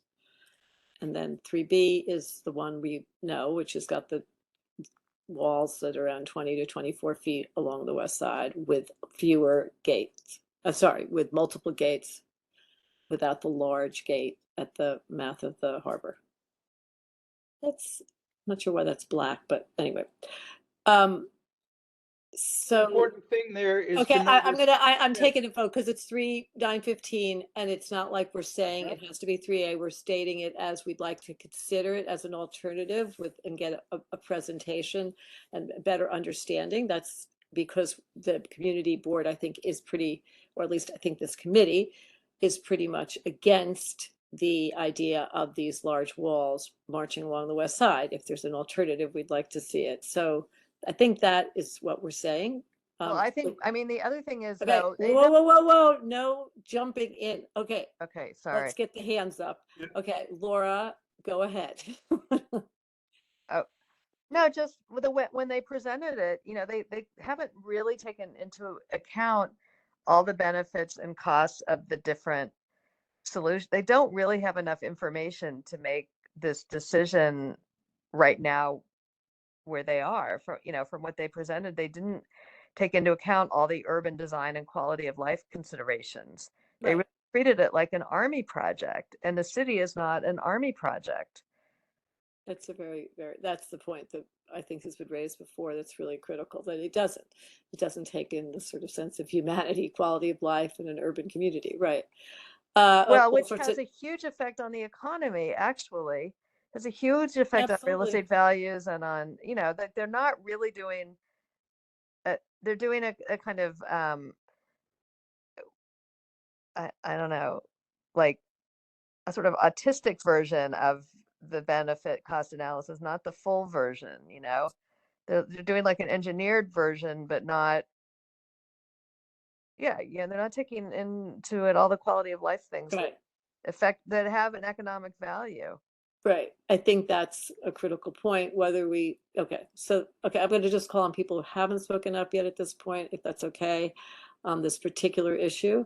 Betty Kay. Excuse me. I agree that alternatives should be continued to be looked at. I would modify the statement that you made a little bit earlier, Alice, because of the very large negatives of having a wall, such as one, there could be a bathtub effect, because as Lucian brought up and wants to include information about what about the rainfall and getting the water out when the barrier is up? Because you don't want to sink everybody inside a bathtub. And their solution doesn't really allow for the alternatives of storing the water, moving the water out, and other things that Battery Park City is building into theirs. I'm also concerned about, because I go with Laura with the cost benefit analysis, didn't factor in some of the real economics of the people living there, the cost of the property and the minted tourism and things that would drive tax dollars, which is income to the government. So I think there's a lot of fault with the cost benefit analysis. And as having a brother who spent his career in the Navy fighting with Congress for allocation of funds for even government, military money, it is very restrictive. It's incredibly restrictive rules. It's going to be negotiating some of those, which is why I think you really have to go after the cost benefit analysis. You really have to go over the destruction of the limited project, not looking at moving the water out, but potentially trapping it behind the wall. Well, I'm sure they're going to address that. They have to. Okay, thank you. Anyway, thank you. Good, really good point. Okay, David, your hand is up. Hi, David. Oh, unmute you. Okay.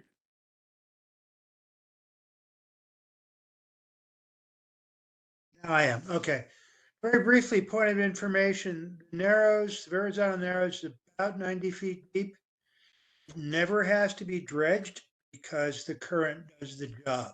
It is scoured twice daily. That's going to be an expensive place to build a gate. That's all. Thank you. Okay. All right. So it sounds, I'm not sure I'm getting, so are we is there anything here that we've said so far that people are not agreeing with? So the list that we've made and the conversation that we've had in terms of things we're adding, except for the point on 3A, is everyone in accord on that so far? So I think the only piece that's missing is we are voting on whether or not we want to recommend that we have a better review of alternatives, including 3A, which does not look at solving the problem with You the have a flood hand up in the walls. public section. I'm sorry. What? Nancy Vigiano in the public section had her hand up. I apologize. Okay, but can I just get clarity on that? Does everyone accept a okay, I guess I have to take Nancy and then I'll go for the resolution. This will be our last comment. Okay, Nancy, take it away. Sorry. Nancy, you can unmute now.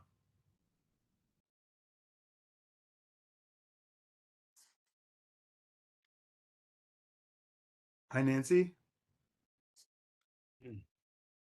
Okay. Yep, there we go. Maybe? Can you hear me? Yes. Hi, yes. Thank you. Sorry. Do you have to vote in favor of one or the other? Can you say something along the lines of because of the overwhelming problems that the community board sees or that the committee sees with both options, that we urge continued study and other recommendations? Robert's holding his head. What did I say that was bad? Sounds good to me.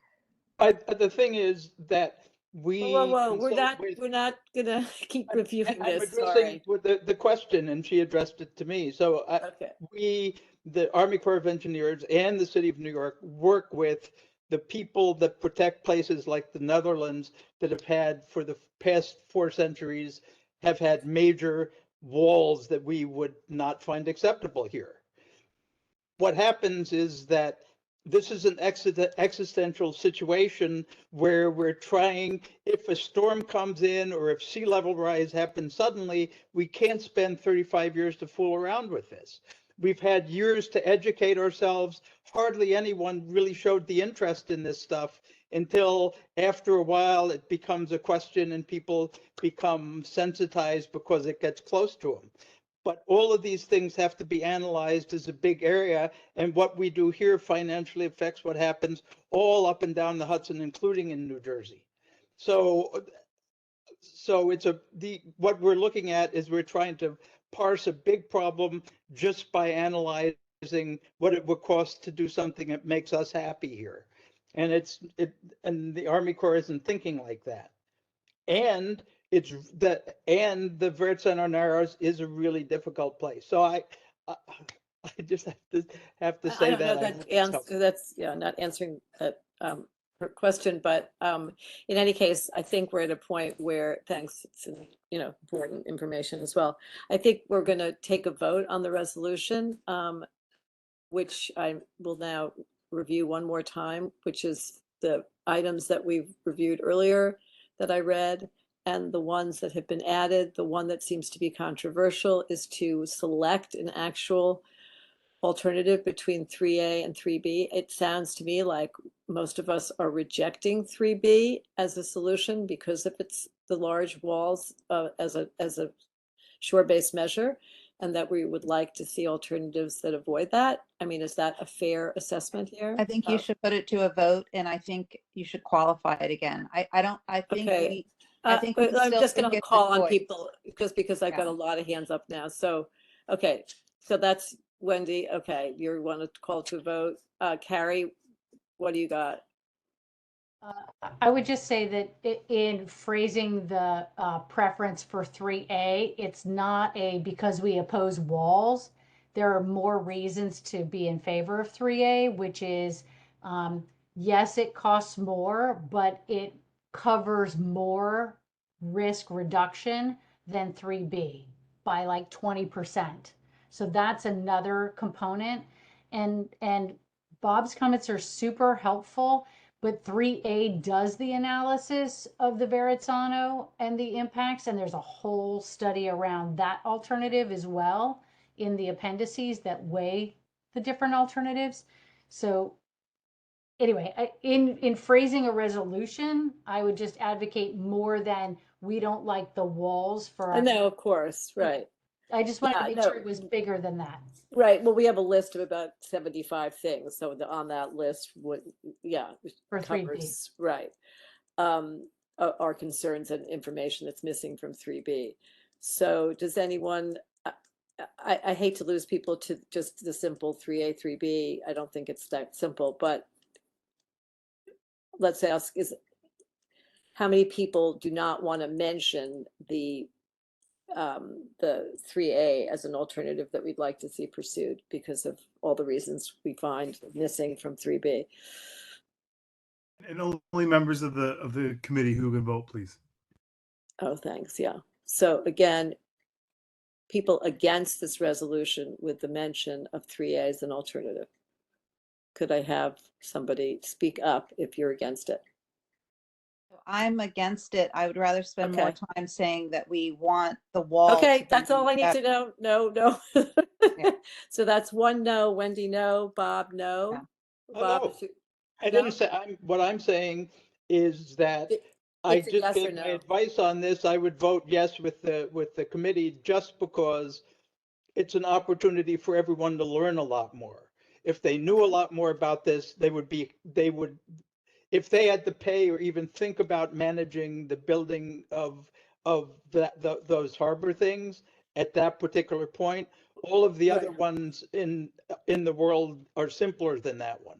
Right. Well, And I so, think that's a they great don't point work. that I think it's a great point that we should definitely include, and we do have it here, which is to look elsewhere, globally and nationally at once and comparatively. So I think that's a really good point, which we The only have. other thing I want to add is that we have to have a sense of urgency in this, that the Okay. committee urges And, you yep. to get going and for us to come to resolutions And that start was building stuff well, as soon as possible. Yep, that was well covered also by Wendy earlier. I think it's a really important point. Okay, so I think we Really have quick, I'm gonna cut one in. no. No one is allowed to leave. We are at quorum. No one is allowed to leave until we vote. Okay, Call the so question. thank you. Second. Wait. Okay, Alice, can you please phrase the therefore be it resolved point of what we're making for the record? Well, the therefore be it resolved would be that we are providing to the Army Corps a list of design considerations and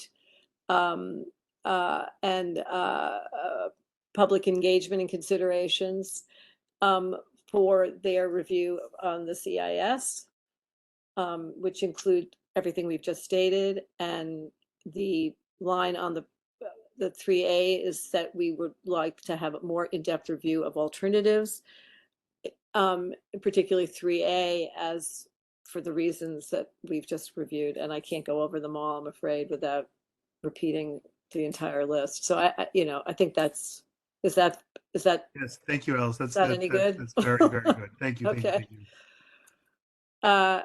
Sorry, it's a little late and I'm a little exhausted and I'm desperate to go to the bathroom now. So we're good here with. Question has been called. Has the vote been taken?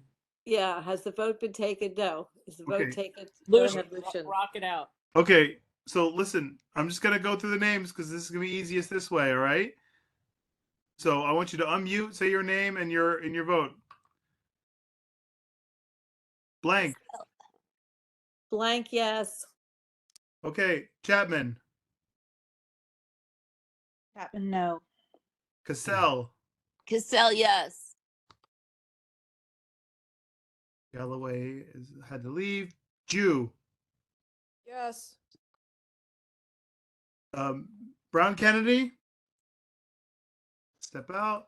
Schneck, Yes. Starr, Yes. Sung,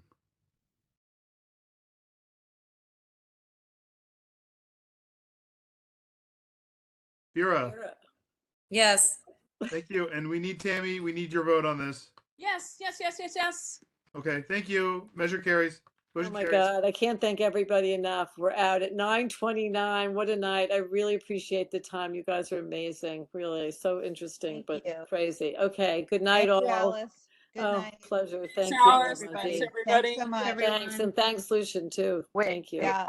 if you Thanks. guys need more help crafting the resolution, though, I'm happy to help you guys. Okay, Laura, Oh, you're up. you're roped in now. Yeah, you heard it, Lucian. That's a yes. Thank you, everybody. Good night. Okay, good night. Bye. Bye. Bye.